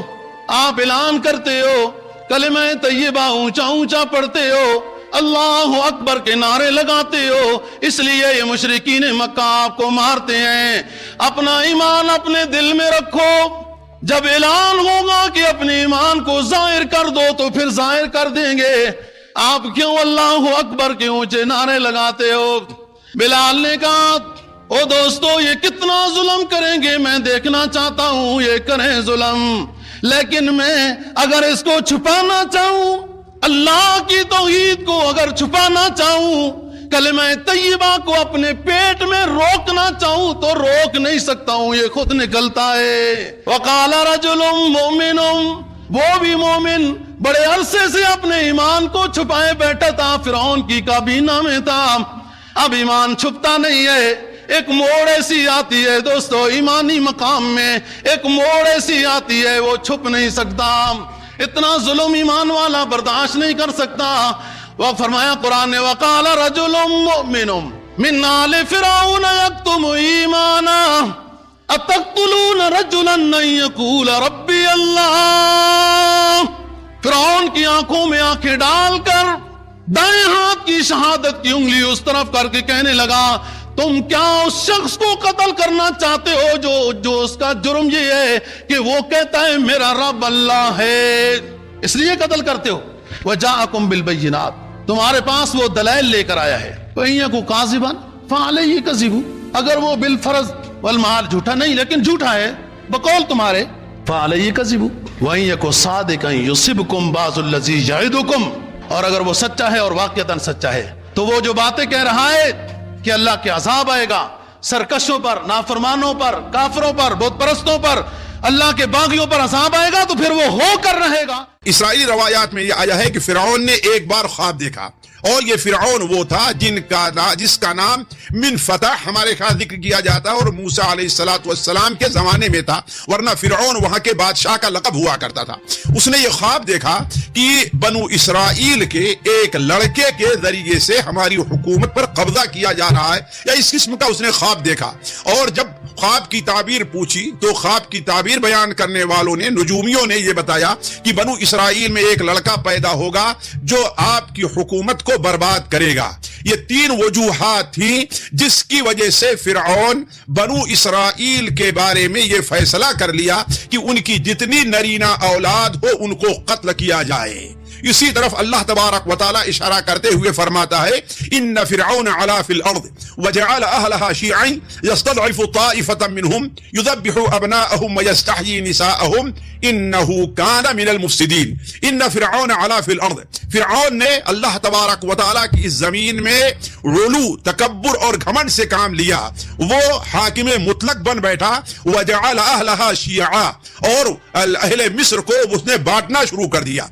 جس طریقے سے آج تقسیم کا سلسلہ جیسے پہلے تھا آج بھی جاری ہے، اور یہ مثل مشہور ہے ڈیوائڈ اینڈ رول، یعنی بانٹو اور حکومت کرو. تو یہی فرعون نے بھی طریقہ اختیار کیا. وجعل اہلها شیعا یستضعف طائفة منهم، ان میں سے ایک جماعت کو وہ کمزور سمجھتا تھا، ذلیل کیے ہوئے تھا، انہیں حقیر کیے ہوئے تھا، انہیں دبا کر کے رکھا تھا. یذبح ابناءهم، اس طریقے سے کہ ان کے بچوں کو تو ذبح کر دیتا تھا. ویستحیی نساءهم، اور ان کی عورتوں کو باقی رکھتا تھا. یذبح ابناءهم ویستحیی نساءهم، ان کی عورتوں کو اپنی خدمت کے لیے، اپنے گھر میں بیگاری کرنے کے لیے اور ان سے اپنی خواہشات کو پورا کرنے کے لیے ان کو باقی رکھتا تھا. انه کان من المفسدین، حقیقت یہ ہے کہ وہ فتنہ مچانے والوں میں تھا. وہ حقیقت میں وہ روئے زمین میں فتنہ پیدا کرنے والا، فساد پیدا کرنے والا تھا. تو علی کل حال بنو اسرائیل کے اندر ایک مدت تک یہ سلسلہ جاری رہا کہ فرعون نے اپنے وزیروں کے، حکومت کے کارندوں سے مشورہ کر کے بنو اسرائیل کی آبادی میں وہ اپنے جلادوں کو اور جو دایا ہوتی ان کو بھیج دیتا. اگر کوئی عورت حمل سے ہوتی تو اس کی نگرانی کرنا شروع کر دیتے، اور جیسے ہی بچے کی ولادت ہوتی اگر لڑکی ہے تو چھوڑتے اور اگر لڑکا ہے تو ذبح کر کے دفن کر دیا کرتے تھے، پھینک دیا کرتے تھے. تو بنو اسرائیل میں جب یہ سلسلہ زیادہ دیر تک جاری رہا تو بنو اسرائیل قبطیوں نے یہ دیکھا کہ یہ تو معاملہ اب ہمارے لیے مشکل ہو جائے گا، اس لیے کہ جب ان میں کوئی مرد رہے گا ہی نہیں، اور اب تک ہماری جو خدمت کرتے تھے، ہمارے کھیتوں میں جو کام کرتے تھے، ہماری بلڈنگیں جو بنایا کرتے تھے، ہماری خدمت جو کیا کرتے تھے، ہم ان سے جیسے چاہیں بیگاری لیا کرتے تھے، اور روزی جہاں تک وہ دینے کا مسئلہ آتا تھا، مزدوری تو ہم اپنے من کی مزدوری دیا کرتے تھے. اگر اب یہ لوگ جب بوڑھے ہو جا رہے ہیں اور جوان کوئی ہو ہی نہیں رہا، بچوں کو قتل کر دے رہے ہیں، تو ہماری خدمت کون کرے گا؟ لہذا یہ شکایت فرعون سے کی تو فرعون نے باہمی مشورے سے یہ کیا کہ 1 سال کے بچوں کو قتل کیا جائے اور 1 سال کے بچوں کو چھوڑا جائے. اس طریقے سے گویا کہ اب ایک سلسلہ یہ ہو گیا کہ 1 سال بنو اسرائیل کے بچے قتل کیے جائیں گے اور دوسری سال بنو اسرائیل کے بچے چھوڑے جائیں گے. اللہ تبارک و تعالی نے اسی طرف اشارہ کرتے ہوئے فرمایا ہے کہ وَنُرِيدُ أَن نَّمُنَّ عَلَى الَّذِينَ اسْتُضْعِفُوا فِي الْأَرْضِ وَنَجْعَلُهُمْ أَئِمَّةً وَنَجْعَلَهُمُ الْوَارِثِينَ. اللہ تعالیٰ فرماتا ہے کہ ہمارا یہ ارادہ ہوا کہ جن لوگوں کو زمین کے اندر ذلیل کیا گیا ہے اب ہم ان کے اوپر احسان کریں اور انہیں امام بنائیں اور انہیں ہی اس دنیا کا وارث بنائیں، جیسا کہ آخر تک سورہ قصص پڑھیے تو آپ کو معلوم ہوگا. تو اس صورت میں اللہ تبارک و تعالیٰ کا کرنا یہ کہ موسیٰ علیہ السلام کی والدہ، جن کا نام صحیح طور پر معلوم نہیں ہے، البتہ ان کے باپ کا نام عمران تھا، تو ان کے یہاں حضرت ہارون علیہ السلام کی پیدائش اس سال ہوتی ہے جس سال بچوں کو باقی رکھا جاتا ہے. یعنی حضرت ہارون علیہ السلام قتل نہیں کیے گئے، لیکن اللہ تبارک و تعالیٰ کی تقدیر ایسی ہے کہ ظالموں سے آنکھ مچولی کرتی ہے، ان کے ساتھ ہنستی ہے، ان کا مذاق اڑاتی ہے. हुआ ये कि अल्लाह तबारक व तआला ने की हिकमत से और कुदरत से अभी चंद महीने भी हजरत हारून की पैदाइश के नहीं हुए थे कि उनकी वालिदा फिर उम्मीद से और हमल से हो जाया करती हैं। अब वो उम्मीद और हमल से तो हो गई, लेकिन उन्हें बड़ी फिक्र लाहिक हुई, उन्हें बड़ी तशवीश हुई कि अगर इस साल मेरा बच्चा पैदा होगा, अगर खुदा न खास्ता बेटा पैदा होगा, फिरऔन के लोग उसे कत्ल कर दिया करेंगे। और जाहिर बात है अम्मा को अपने बच्चे के साथ किस कदर उल्फत हुआ करती है, किस कदर मोहब्बत हुआ करती है। वो इसी उलझन और परेशानी में थी कि अल्लाह तबारक व तआला की तरफ से उन्हें ख्वाब में दिखलाया गया, अल्लाह ताला की तरफ से उन्हें इल्हाम हुआ, या कोई फरिश्ता उनके साथ उनके पास आता है और कहता देखो परेशान ना हो, देखो जब बच्चा पैदा हो तो उसे तुम दूध पिलाओ, बच्चा हो उसे दूध पिलाओ। अलबत्ता अगर तुम्हें यह खौफ लाहिक हो जाए कि फिरऔन के जो कारिंदे हैं, फिरऔन के जो अहलकार हैं वो इस बच्चे तक पहुंच हासिल कर लें, तो ऐसी सूरत में यह करना कि तुम उसे दरिया के अंदर डाल देना।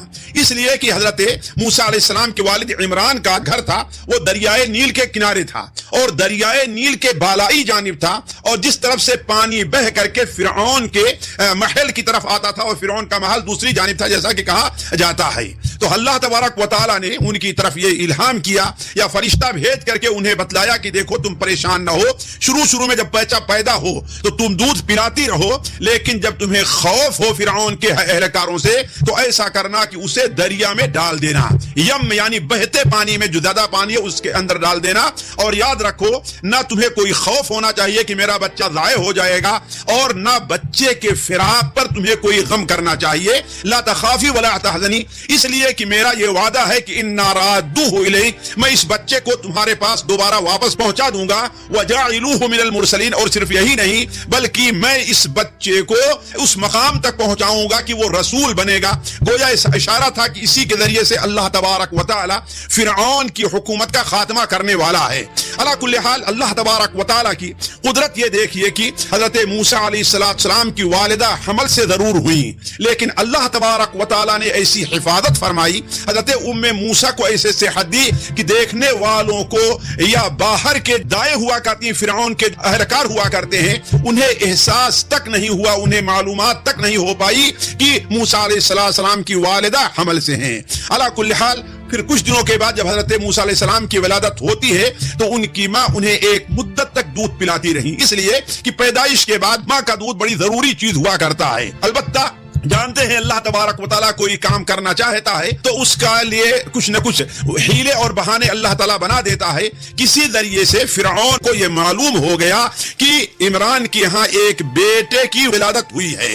जब बेटे की विलादत की खबर पहुंची और फिरऔन के अहलकार उम्मे मूसा यानी मूसा अलैहिस्सलाम की वालिदा के पास आए और वालिदा को यह खतरा लाहिक हुआ कि हमारे पास आने वाले हैं, तो इससे पहले उन्होंने एक चीज तैयार की थी, एक संदूक तैयार कर लिया था एहतियात के तौर पर कि जब मौका होगा और हमें खतरा लाहिक होगा तो बच्चे को इस संदूक में रख करके मैं दरिया के अंदर, दरियाए नील के अंदर मैं डाल दूंगी।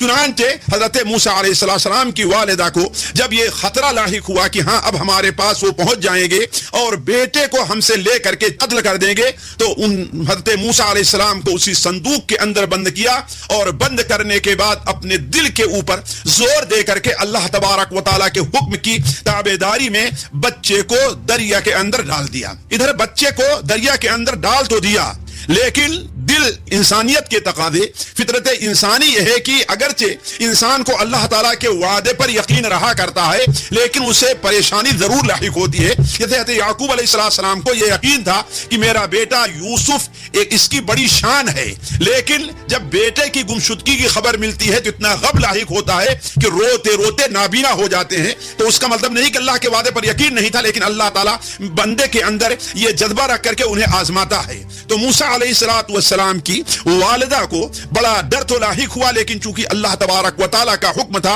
लिहाजा उसे उन्होंने दरिया के अंदर डाल दिया।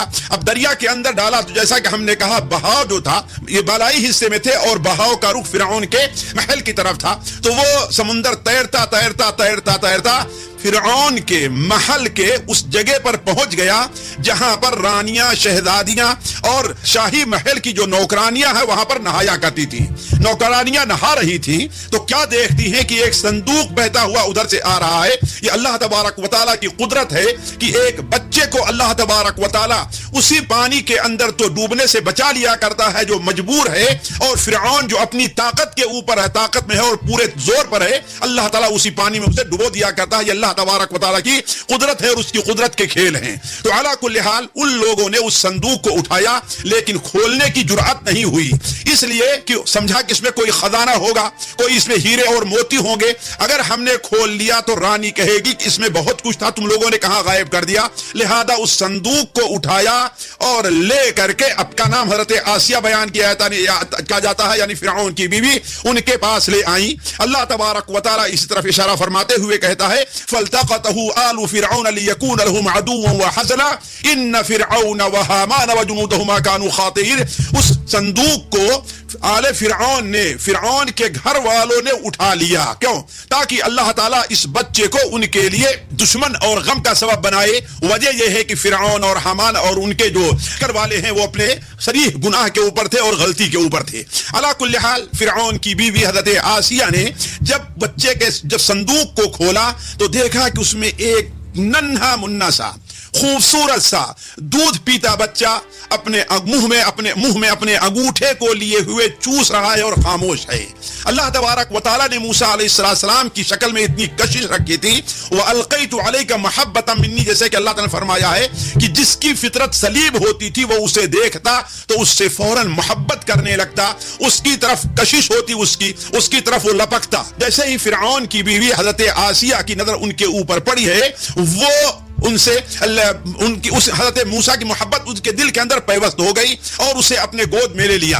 ادھر فرعون کے اہلکاروں کو جب یہ خبر ملتی ہے کہ ایک بچہ ایسے سمندریا میں بہتا ہوا ملا ہے، ظاہر بات ہے یہ کس کا بچہ ہو سکتا ہے؟ بنو اسرائیل میں سے کسی کا ہو سکتا ہے. اور جب بنو اسرائیل کا بچہ ہوگا اور اس سال پیدا ہوا ہے جس سال بچوں کے قتل کرنے کا حکم ہے، لہذا وہ لوگ اس کے قتل کرنے کے لیے اس کا مطالبہ کرنے لگے. لیکن فرعون کی بیوی فرعون کے پاس جاتی ہے اور کہتی ہے اس معصوم بچے سے آپ کیوں ڈرتے ہیں؟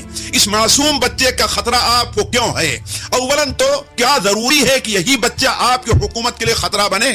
دوسری چیز یہ ہے کہ اگر یہ وہی بچہ ہوگا تو ہم اگر اس کو لے لیتے ہیں، یہ ہماری آنکھوں کی ہوتا ٹھنڈک بن جائے، ہمارے لیے مفید ثابت ہو، اور ہمارے پاس کوئی نرینہ اولاد نہیں ہے، ہم اسے اپنا بیٹا بنا لیں گے تو ہم اس کی تربیت ایسی کریں گے کہ وہ جس چیز کا آپ کو خطرہ ہے وہ چیز زائل ہو جائے گی. تو چونکہ ظاہر بات ہے اپنی بیوی سے ہر ایک کو محبت ہوتی ہے، لہذا حضرت موسیٰ علیہ السلام کو فرعون نے اپنی بیوی کے مطالبے پر اسے چھوڑ دیا. یہاں پر ایک بات آپ سے میں کہتا چلوں کہ فرعون کی بیوی نے جو فرعون سے کہا تھا قرۃ عین لی ولک، اللہ تبارک و تعالیٰ اس بچے کو میری اور آپ کی آنکھوں کی ٹھنڈک بنائے گا. عسیٰ ان ینفعنا، ہو سکتا ہے کہ یہ ہمارے لیے مفید ہو، او نتخذہ ولدا، اور یہ ہو سکتا ہے کہ ہم اسے اپنا بیٹا بنا لیں. اللہ تعالیٰ فرماتا ہے وہم لا یشعرون، ان کو یہ شعور نہیں تھا کہ آخر کس قدر یہ مفید بنے گا یا نہیں. فرعون سے کے سامنے جب یہ بات رکھی تو فرعون نے کہا کہ ٹھیک ہے تمہارے کہنے پر میں چھوڑ دے رہا ہوں، لیکن یہ تمہارے لیے مفید ہوگا، تمہاری آنکھوں کی ٹھنڈک بنے گا، ہمیں اس کی کوئی ضرورت نہیں ہے. یہ ہے ساتھیوں جس کی قسمت میں بدبختی لکھی رہتی ہے، اللہ تعالیٰ اس کے زبان سے یہی ادا کرواتا ہے. چنانچہ یہ قصہ بیان کرتے ہوئے جیسا کہ مسند ابو یعلا میں امام نسائی کی تفسیر میں حضرت عبداللہ ابن عباس سے صحیح سند کے ساتھ مروی ہے کہ نبی کریم صلی اللہ علیہ وسلم نے بیان فرمایا والذی یحلف بہ، اس ذات کی قسم جس کی قسم کھائی جاتی ہے، اگر فرعون یہ کہہ دیتا کہ قرۃ عین لی، ہمارے لیے بھی آنکھوں کی ٹھنڈک ہوگی، تو یہ بچہ اس کے لیے بھی آنکھوں کی ٹھنڈک بنتا اور اللہ اس کو بھی ہدایت دیتا جس طریقے سے فرعون کی بیوی کو اللہ تعالیٰ نے ہدایت دیا تھا. علی کل حال اس طرف بچہ یہاں آ گیا، دوسری طرف حضرت موسیٰ علیہ السلام کی والدہ کی جو کیفیت تھی وہ بڑی گھبراہٹ کی تھی، بڑی پریشان تھی. اللہ تعالیٰ فرماتا ہے وَأَصْبَحَ فُؤَادُ أُمِّ مُوسَىٰ فَارِغًا، موسیٰ علیہ السلام کی جو والدہ تھی ان کا دل بالکل خالی ہو گیا. خالی ہونے کا معنی کیا ہے؟ یعنی صرف انہی کی یاد، उन्हीं की फिक्र, उन्हीं की सोच उनके दिल में थी और दुनिया में उन्हें कुछ और दिखाई नहीं दे रहा था, बल्कि शैतान उनके पास आता है और वसवसा डालता है कि तुमने भी अजीब किया। कि वो कहने लगी कि ये बच्चा अगर मेरे पास रहता तो मैं उसे अपने हाथ से कफनाती और नहला करके दफन कर दी होती। इस तरीके से तो मेरा बच्चा पता नहीं मछलियों या घड़ियाल की खुराक बनेगा या क्या बनेगा, उसके बारे में हमें कुछ भी पता नहीं है। अला कुल्ली हाल इस परेशानी में थी, लेकिन अल्लाह ताला फरमाता है करीब था कि वो अपनी इस परेशानी को लोगों के सामने जाहिर कर देती कि ये वही बच्चा है जिसे हमने अपने बच्चे को समुद्र दरिया के अंदर डाल दिया है। लेकिन अल्लाह ताला फरमाता है लौला अर्रबतना अला क़ल्बिहा। साथियों, यहाँ पर हमारे लिए, हमारे उन नौजवानों के लिए, खा लड़के हैं लड़कियां हैं, उनके लिए बाइसे इबरत है कि अगर किसी के दिल में किसी की मोहब्बत इस हद तक पहुंच जाए कि उसकी वजह से वो सब कुछ करने के लिए कुर्बान हो जाया करता है, लेकिन अगर अल्लाह तबारक व तआला का खौफ हो रखे तो अर्रबतना अला क़ल्बिहा, अल्लाह ताला फरमा रहा है कि हमने उनके दिल को मजबूत कर दिया, तो ऐसे उनका दिल भी मजबूत होगा और वो गुमराही से बच जाया करेंगे। तो अला कुल्ली हाल महल में मूसा अलैहिस्सलाम पहुंचे तो अब सबसे पहले मसला यह था कि मूसा अलैहिस्सलाम की खुराक का इंतजाम किया जाए। यही बात है, अभी खाना खाने लायक नहीं थे तो उनके लिए सबसे मुनासिब यह था कि उनके दूध पीने का इंतजाम हो। शाही महल में जितनी औरतें थी और उन्हें दूध था, मूसा अलैहिस्सलाम को अपनी छाती के करीब करती तो मूसा अलैहिस्सलाम किसी की भी छाती कबूल नहीं करते, इसका इनकार कर देते। क्योंकि मूसा अलैहिस्सलाम की मोहब्बत फिरौन की बीवी हजरत आसिया बिन्त मज़ाहिम रज़ियल्लाहु अन्हा के दिल में जागुज़ी हो गई थी, इसलिए वो किसी भी सूरत में उस बच्चे को दूध पिलाना चाहती थी और अपने पास रखना चाहती थी।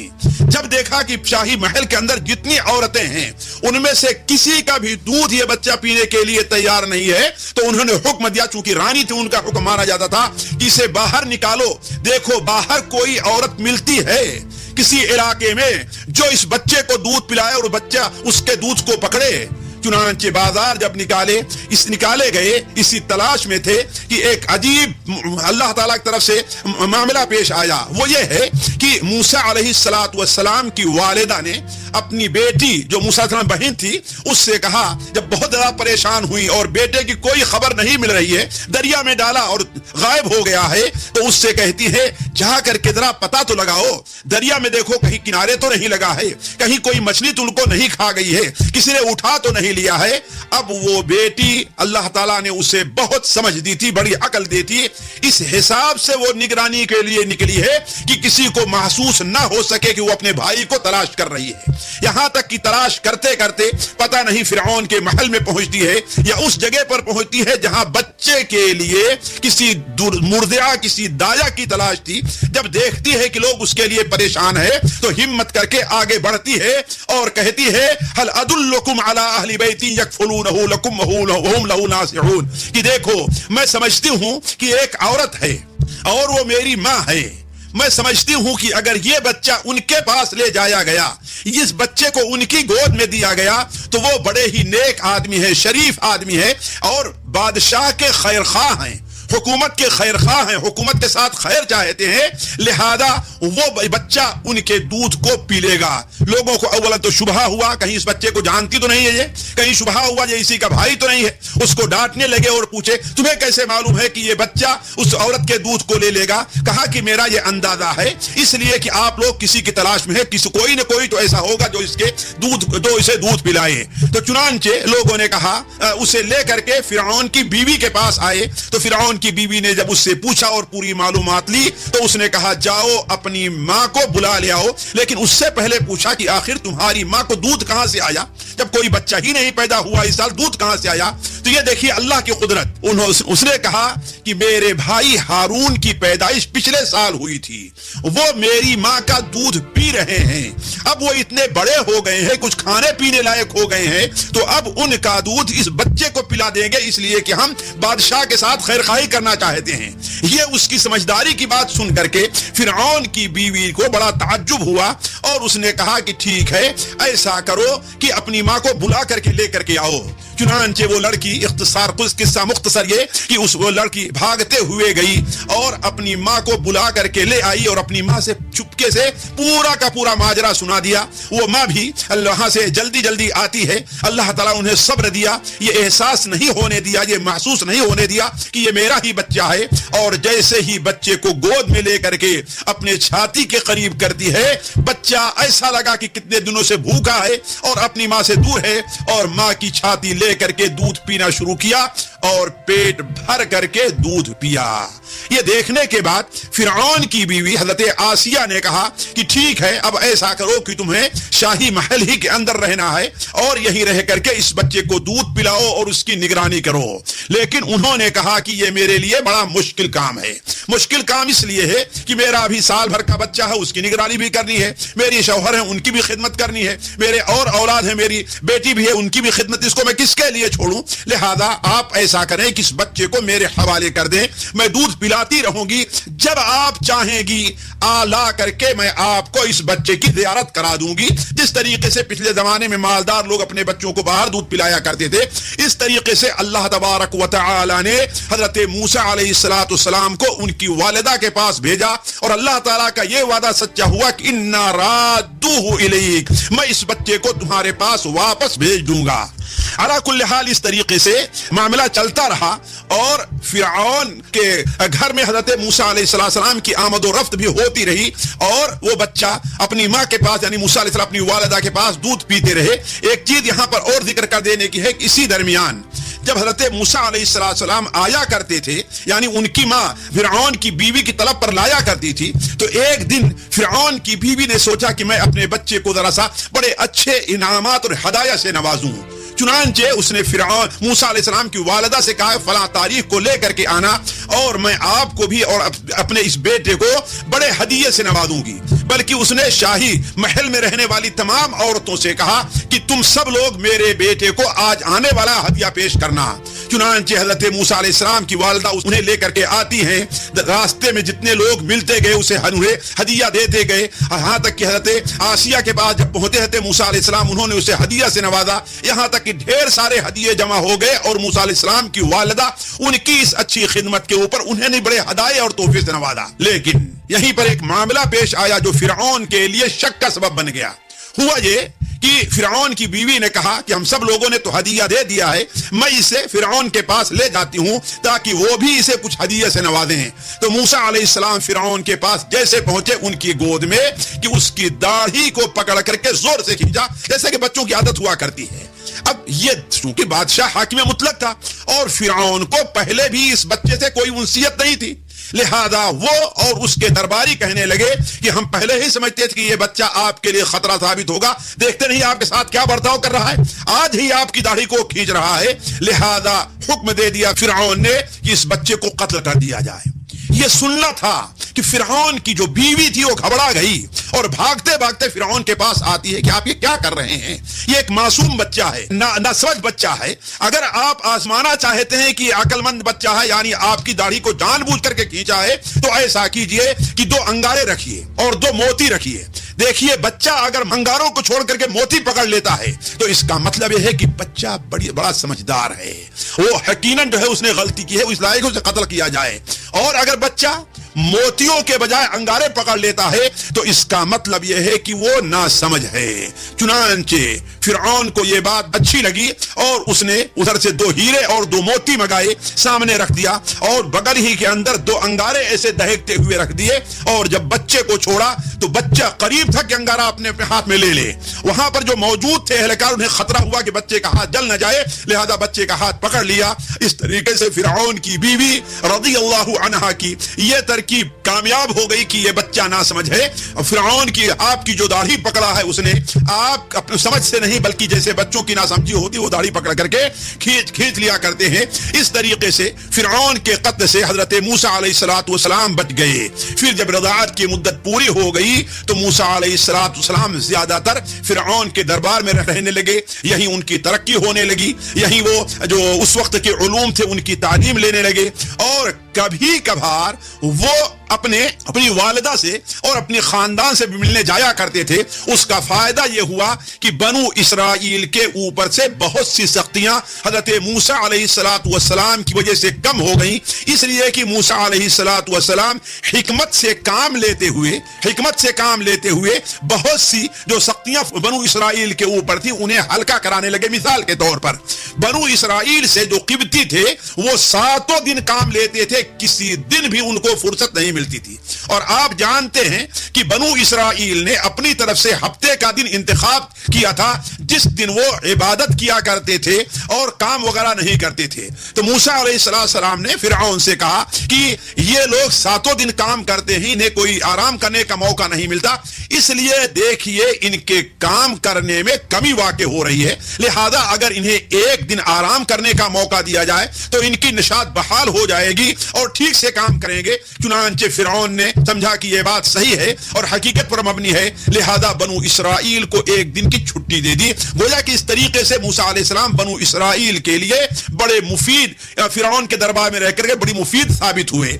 इसी दरमियान में मूसा अलैहिस्सलाम मुतालिक अल्लाह तबारक व तआला फरमाता है, फलम्मा बलग अशुद्धहु वस्तवा आतैनाहु हुक्मन व इल्मा व कज़ालिक नज्जिल मुहसिनीन। फिर जब वो जवानी को पहुंचा और अच्छी कुव्वत वाला हो गया, उसका जिस्म अच्छी तरीके से बन गया, तो हमने उसे इल्म और कुव्वते फैसला से नवाजा।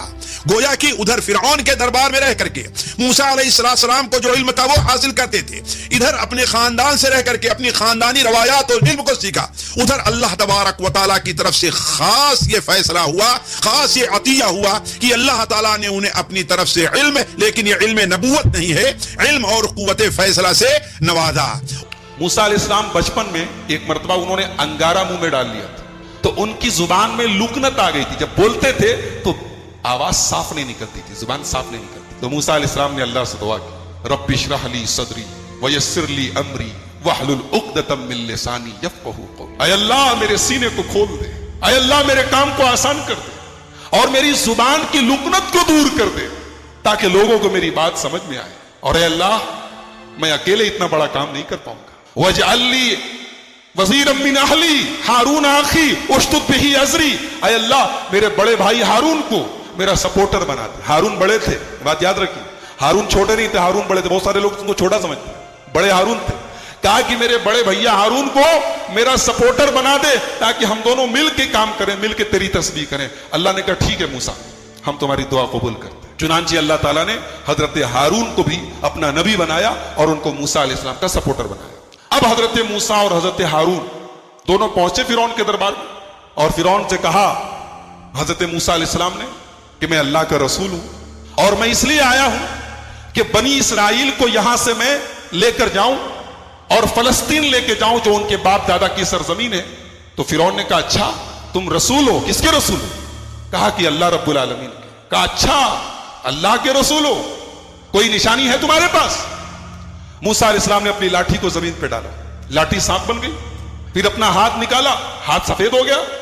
कहा अच्छा तो जादूगर हो, ठीक है, तुम अगर जादूगर हो तो हमारे पास तुमसे बड़े बड़े जादूगर हैं। कहा कि ठीक है, हम दिन तय कर लेते हैं, दिन फिक्स कर लेते हैं और तमाम बड़े बड़े जादूगरों से तुम्हारा मुकाबला करवाते हैं, अगर तुम जीत गए तो हम मान लेंगे। चुनांचे दिन तय हो गया और पूरे मिस्र से बड़े बड़े जादूगरों को बुलाया गया। जादूगर आए मूसा के दरबार में, माफ कीजिए फिरौन के दरबार में, और फिरौन से कहा कि हमारा मुकाबला होने जा रहा, इतना बड़ा मुकाबला सारी आवाम देखेगी, अगर हम जीत गए तो मिलेगा क्या? पहले इस पर नजर है, मिलेगा क्या, इनाम क्या मिलेगा? फिरौन ने कहा अरे तुम इनाम की बात करते हो, हम तुम्हें इनाम तो देंगे ही, अपना मुकर्रब बना लेंगे, अपने खास लोगों में शामिल, उससे बड़ा इनाम क्या चाहिए? तुम बादशाह सलामत के खास लोगों में बन जाओगे, इससे बड़ा इनाम क्या चाहिए? चुनांचे टाइम फिक्स हो गया, मूसा अलैहिस्सलाम भी आ गए, जादूगर भी आ गए। जादूगरों ने कहा मूसा पहले आप अपनी लाठी को जमीन पर डालेंगे या पहले हम अपना करतब दिखाएं, अपना जादू दिखाएं? मूसा अलैहिस्सलाम ने कहा नहीं, पहले आप लोग अपना जो आपको पेश करना है पेश कीजिए। जादूगरों के पास बड़ी बड़ी रस्सी थी, उन्होंने रस्सी को जमीन पर डाला, ढेर सारे सांप बन गए, सैकड़ों की तादाद में सांप बन गए। मूसा अलैहिस्सलाम डर गए। अल्लाह ने कहा डरो नहीं मूसा, इनके पास जादू है और तुम्हारे पास अल्लाह की ताकत है, ईमान की ताकत, तुम्हें डरने की जरूरत नहीं। تم بس اپنی لاٹھی کو زمین پہ ڈالو. اب موسیٰ علیہ السلام نے جب لاٹھی کو زمین پہ ڈالا تو وہ لاٹھی سانپ نہیں بنی, وہ اژدہا بن گئی, اجگر بن گئی. اجگر تو تمام سانپوں میں سب سے بڑا سانپ ہوتا ہے, اور اس اژدہے نے تمام جتنے جادوگروں کی رسیاں جو سانپ نظر آ رہی تھی, وہ نظروں کا دھوکہ تھا, انہوں نے اپنے جادو سے لوگوں کی آنکھوں پر پٹی ڈالی تھی, اس اژدہے نے ان کے تمام جادو کو ختم کر دیا, ان کے سانپ ختم ہو گئے, فوراً ان کو نگل لیا. اب جادوگر جو تھے وہ سب جادوگر تھے, وہ یہ جانتے تھے کہ جادو کیا ہوتا ہے اور ایمان کی طاقت کیا ہوتی ہے. ان کو یہ اندازہ تو ہو گیا کہ موسیٰ علیہ السلام نے جو دکھایا وہ جادو نہیں ہے. فَأُلْقِيَ السَّحَرَةُ سَاجِدِينَ, تمام کے تمام جادوگر سجدے میں گر گئے. قَالُوا آمَنَّا بِرَبِّ الْعَالَمِينَ رب موسیٰ و ہارون, کہا کہ ہم ایمان لاتے ہیں رب العالمین کے اوپر, ہم ایمان لاتے ہیں موسیٰ کے رب کے اوپر, ہم ایمان لاتے ہیں ہارون کے رب کے اوپر. فرعون نے کہا ارے, اب فرعون کی سٹی پٹی گھوم کہ یہ تو موسیٰ کی پارٹی میں چلے گئے. کہا کہ تم لوگ ایمان لے آئے مجھ سے پوچھے بغیر, مجھ سے اجازت لیے بغیر. اس کا مطلب کہ پہلے سے پری پلانڈ پلان تھا, تم لوگوں کا پلاننگ کر کے آئے تھے, پہلے سے سنگا منگوا تھی, ساٹھ گاٹ تھی, اور آ کے یہاں بن رہے ہو.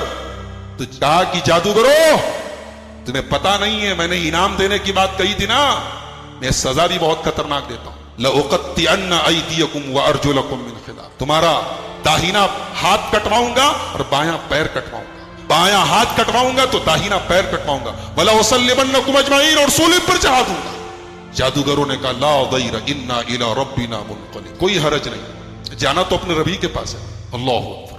ابھی چند منٹ پہلے یہ جادوگر انعام کی لالچ میں فرعون سے کہہ رہے تھے کیا ملے گا, اور اب فرعون دھمکی دے رہا ہے کہ ختم کر دوں گا, سولی چڑھا دوں گا, ہاتھ توڑ دوں گا, پیر توڑ دوں گا. کہتے کوئی غم نہیں, انا الی ربنا منقلب, جانا تو اپنے رب کے پاس ہے. ایمان کی طاقت, اللہ اکبر. ایمان جب دل میں آ جائے میرے بھائیوں, دنیا کی ہر تکلیف آسان ہو جائے. جادوگروں نے بتا دیا کہ ایمان سے بڑی دنیا کی کوئی طاقت نہیں. کہا فرعون فَاقْضِ مَا أَنْتَ قَاضٍ إِنَّمَا تَقْضِي هَٰذِهِ الْحَيَاةَ الدُّنْيَا, اے فرعون تجھے جو کرنا ہے کر لے, تو جو فیصلہ کرے گا دنیا میں کرے گا, لیکن میرے رب کے پاس, ہمارے رب کے پاس جنت تیار ہے, ہم جنت کو اپنی آنکھوں سے دیکھ رہے, تو جو سزا دینا چاہے. اس کے بعد بہرحال یہ واقعہ پورا ہوا. موسیٰ علیہ السلام کے اوپر فرعون ایمان کیا لاتا, فرعون ایمان لایا نہیں. اللہ تعالیٰ نے پھر کئی طریقے کا عذاب بھیجا. ایک بار اللہ تعالیٰ نے عذاب بھیجا, آسمان سے ٹڈیاں بہت ساری ہیں. ٹڈی جانتے نا, ٹڈی بارش کے موسم میں کبھی کبھی ٹڈی نظر آتی ہے. اتنی ٹڈی آ گئی کہ کھانے میں, پانی میں, ہر جگہ ٹڈی نظر آ رہی تھی, اور ان کی کھیتیوں کو, فصلوں کو تباہ کر رہی تھی. پھر اس کے بعد اللہ تعالیٰ نے ایک بار گھن کا جو کیڑا ہوتا ہے, لکڑیوں میں جو لگ جاتا ہے, گھن کا کیڑا, اس کا عذاب بھیجا. ہر چیز میں گھن لگ جاتا تھا, سارا ان کا گھر, مکان, الماری, فرنیچر سب برباد.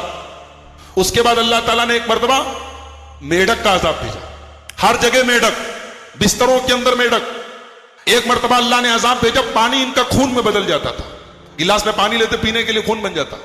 اللہ نے کئی طریقے کا عذاب بھیجا فرعون کے اوپر اور فرعون کے حواری مواریوں کے اوپر.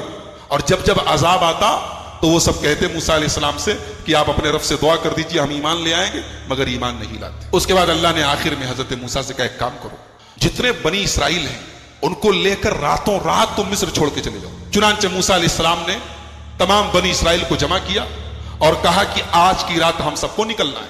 ٹائم فکس ہو گیا, دن فکس ہو گیا. حضرت موسیٰ علیہ السلام تمام بنی اسرائیل کو راتوں رات لے کے چلے. فرعون کو بھنک لگ گئی. فرعون نے اپنے درباریوں سے کہا کہ بنی اسرائیل جو ہمارے غلام تھے ان کو موسیٰ لے کے جا رہا ہے, کیا پتا یہ کل ہمارے خلاف طاقت بن جائیں, ہمیں کمزور کر دیں, ہمیں ختم کر دیں, لہذا ان کا پیچھا کرو, انہیں ختم کرو. چنانچہ رات میں موسیٰ علیہ السلام نکلے اور صبح سورج نکلتے ہی فرعون نے پیچھا کرنا شروع. قرآن کہتا فلما ترا الجمعان, فرعون پیچھا کرتے کرتے بالکل قریب پہنچ گیا. فرعون کا لشکر اور موسیٰ علیہ السلام کے ساتھ تقریباً 6 لاکھ, کتنے 6 لاکھ بنی اسرائیل تھے, دونوں آمنے سامنے ہو گئے. اور آگے کوئی راستہ نہیں, آگے دریا ہے, دریائے قلزم ہے, ریڈ سی, بحر احمر. آگے دریا ہے, پیچھے فرعون کا لشکر ہے. قال اصحاب موسیٰ انا لمدرکون, موسیٰ علیہ السلام کے ساتھیوں نے کہا موسیٰ اچھا پھنسا دیا بھائی آپ نے, اب کہاں جائیں گے ہم, دائیں کوئی راستہ نہیں, بائیں کوئی راستہ نہیں, سامنے دریا ہے, پیچھے فرعون کا لشکر ہے, کہاں جائیں گے. قال کلا ان معی ربی سیہدین, موسیٰ علیہ السلام نے کہا ڈرو نہیں, میرا رب میرے ساتھ, میرا رب مجھے ضرور راستہ دکھائے گا, میرے رب کا وعدہ ہے. ایک بات بتاؤں, یہاں موسیٰ علیہ السلام نے کہا کہ میرا رب میرے ساتھ ہے, یہ نہیں کہا ہمارے ساتھ. اور جب ہمارے نبی صلی اللہ علیہ وسلم غار ثور میں حضرت ابوبکر صدیق کے ساتھ تھے تو قرآن کہتا ہے اذ ہما فی الغار اذ قال لصاحبہ لا تحزن ان اللہ معنا. یاد کرو جب میرا نبی اپنے دوست, اپنے ساتھی, اپنے دوست ابو بکر کے ساتھ غار ثور میں تھا اور حضرت ابو بکر کہہ رہے تھے اے اللہ کے نبی دشمن بالکل قریب پہنچ گیا ہے, اب تو ہم پکڑ لیے جائیں گے. تو اس موقع پر اللہ کے نبی نے کہا تھا لا تحزن ان اللہ معنا, اے ابو بکر گھبراؤ نہیں, اللہ ہمارے ساتھ. ہمارے نبی نے کیا کہا؟ اللہ ہمارے ساتھ ہے. اور موسیٰ علیہ السلام نے کیا کہا؟ اللہ میرے ساتھ ہے. کیوں؟ اس لیے کہ نبی کے ساتھ ابو بکر تھے جو ایمان کے معاملے میں اور اللہ کے اوپر بھروسے کے معاملے میں ان کے اندر کوئی کمزوری نہیں تھی, اور موسیٰ علیہ السلام کے ساتھ جو لوگ تھے ان کا ایمان بہت کمزور تھا. وہ تو پل میں بھی آگے بات آئے گی, وہ تو پل بھر میں پل میں تولا اور پل میں ماشا ہو جائے. کہہ رہے کہ موسیٰ کہاں پھنسا دیا؟ کہا ڈرو نہیں اللہ میرے ساتھ.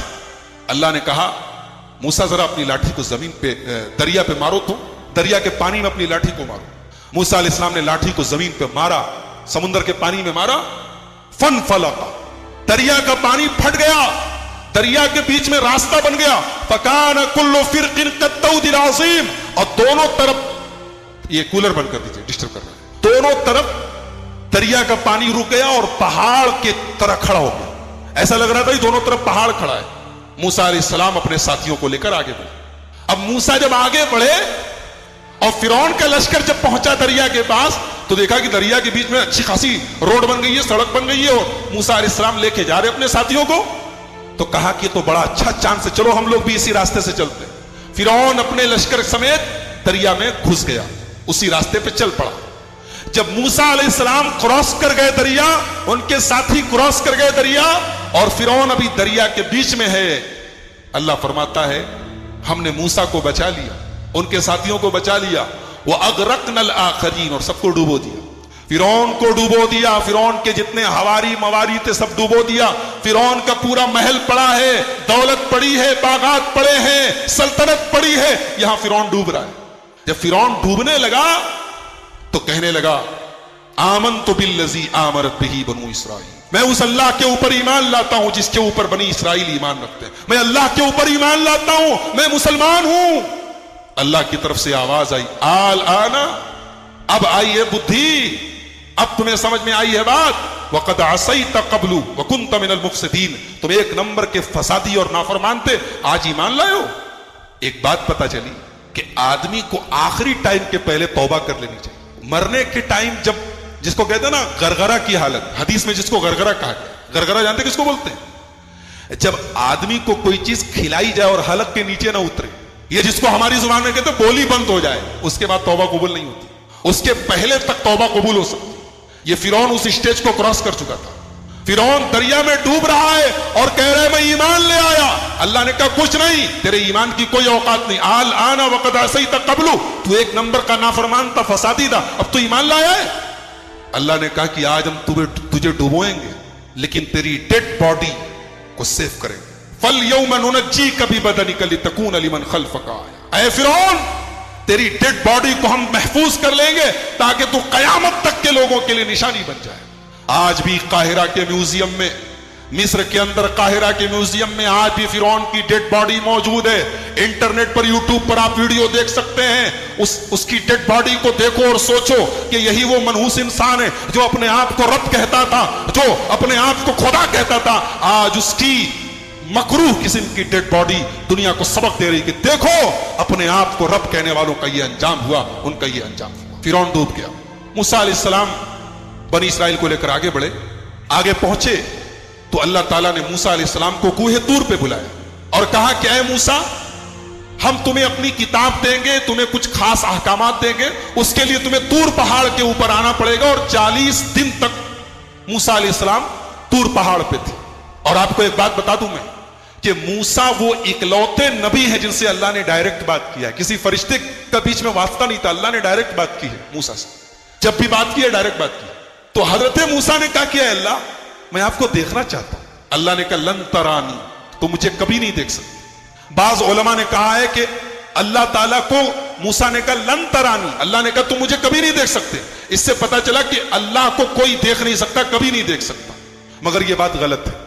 دنیا کی آنکھ سے اللہ کو کبھی نہیں دیکھا جا سکتا، لیکن آخرت میں لوگ اللہ کا دیدار کریں گے. جنتی جب جنت میں جائیں گے تو اللہ تعالیٰ کا دیدار کریں گے. یہ قرآن سے بھی ثابت ہے اور حدیث سے بھی ثابت ہے. تو دنیا کی آنکھ سے کوئی اللہ کو نہیں دیکھ سکتا. ہمارے نبی صلی اللہ علیہ وسلم بھی جب معراج پر گئے تو صحیح بات یہ ہے کہ آپ نے اللہ کو نہیں دیکھا، آپ نے اپنے رب کا دیدار نہیں کیا، جیسا کہ بخاری کی روایت. تو اللہ نے کہا کہ موسیٰ ایک کام کرو، تم اس پہاڑ کو دیکھو، اس پہاڑ کے اوپر ہم اپنی تجلی اتارتے ہیں، تم اس پہاڑ کو دیکھو. اگر یہ پہاڑ اپنی جگہ برقرار رہ گیا تو تم مجھے دیکھ لو گے. فلما تجلی ربہ للجبل جعلہ دکا، جب اللہ نے اپنی تجلی اتاری ہے پہاڑ کے اوپر، پہاڑ ریزہ ریزہ ہو. وخر موسیٰ صعقا، اور موسیٰ بے ہوش ہو کے گر پڑے. جب موسیٰ ہوش میں آئے تو کہنے لگے اے اللہ میں توبہ کرتا ہوں، اب آج کے بعد میں یہ ایسی ڈیمانڈ نہیں کروں گا، ایسا مطالبہ نہیں کروں گا، میں تجھ کو دیکھنا چاہتا ہوں. جب موسیٰ علیہ السلام طور پہاڑ سے واپس گئے تو دیکھا ان کی قوم نے بچڑے کو اپنا معبود بنا لیا. ان کی قوم میں سامری نام کا ایک آدمی تھا، اس نے سونے کو پگھلا کر کے ایک بچڑا تیار کیا اور اس بچڑے کے اندر ایسا کچھ سسٹم بنا دیا کہ جب ہوا چلتی تھی تو بچڑے سے آواز نکلتی تھی. تو بنی اسرائیل سے کہا اس نے کہ یہی تمہارا خدا ہے، اور اسی سے ملنے کے لیے موسیٰ گئے. تو بنی اسرائیل اس کے آگے سجدہ کرنے لگے. جب موسیٰ علیہ السلام آئے اور دیکھا کہ ان کی قوم بچڑے کی عبادت میں لگ گئی ہے تو سب سے پہلے اپنے بھائی ہارون کو پکڑا، جن کو اپنا جانشین بنا کے گئے. اپنے بھائی ہارون کی داڑھی پکڑ لی اور کہا کہ میں نے تجھ کو اپنا جانشین بنایا تھا، تو نے یہی میری جانشینی نبھائی ہے، میری قوم بچڑے کی عبادت میں لگ گئی. کہا کہ میرے بھائی پہلے میری بات سن لو، میری داڑھی چھوڑ دو، میرا بال چھوڑ دو، پہلے میری بات تو سنو. یہ سب آپس میں جھگڑا کر رہے تھے اور میں نے سمجھانے کی کوشش کی، لیکن میں نے دیکھا کہ اگر میں زیادہ انٹرفیئر کرتا ہوں تو بات زیادہ بڑھ جائے گی. میں نے آپ کے آنے کا انتظار کیا، میں نے اور کچھ نہیں کیا. موسیٰ علیہ السلام نے بلایا سامری کو، بولا یہ بتا تو نے یہ کیا کیا ہے، یہ تو نے بچڑے کو کیوں بنایا ہے؟ تو سامری جواب کیا دیتا ہے کہ میں نے حضرت جبریل کے گھوڑے کے نیچے سے مٹی لے لی اور اس مٹی کو ملا کر کے میں نے یہ سونے کا بچڑا بنایا ہے تاکہ لوگ اس کی عبادت کریں. حضرت موسیٰ نے کہا سامری سے سن، آج کے بعد تجھے اللہ تعالیٰ کی طرف سے یہ سزا ملتی ہے کہ آج کے بعد تجھے زندگی بھر جو چھوئے گا وہ بیمار ہو جائے گا.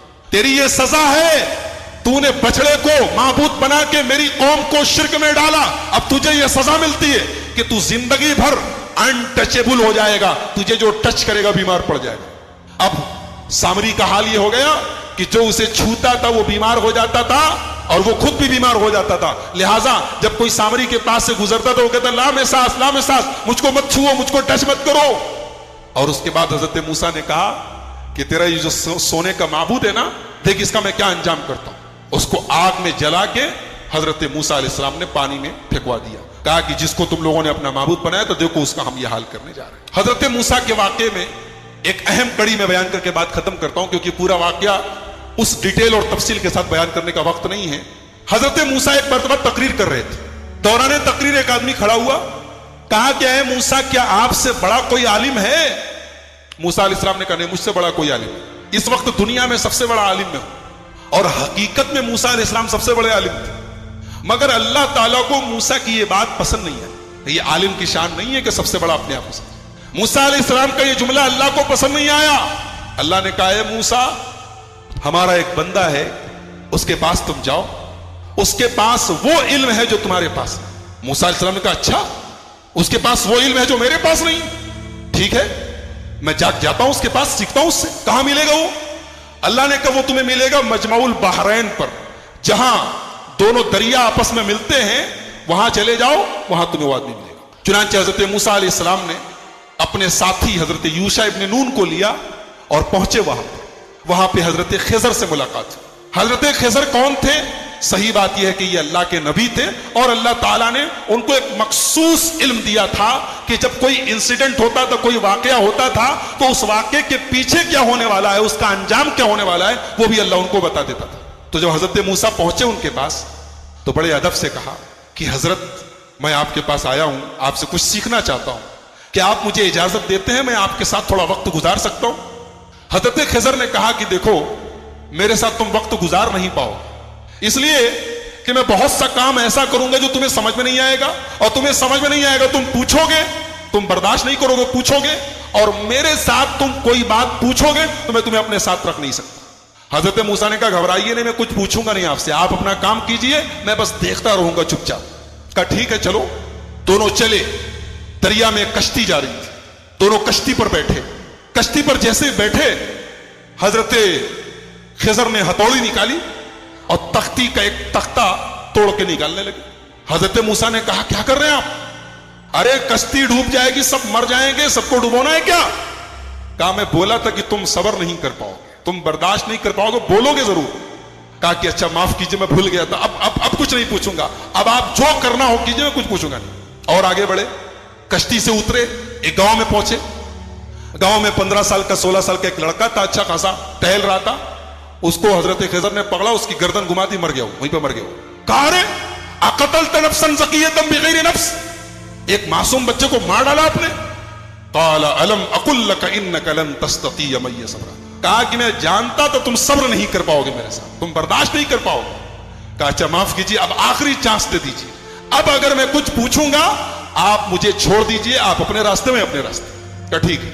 آگے پہنچے، ایک گاؤں میں گئے، ایک بستی میں گئے، دونوں بھوکے پیاسے تھے۔ جب بستی میں پہنچے تو وہ بستی جو تھی وہ کنجوسوں کی، بخیلوں کی بستی تھی۔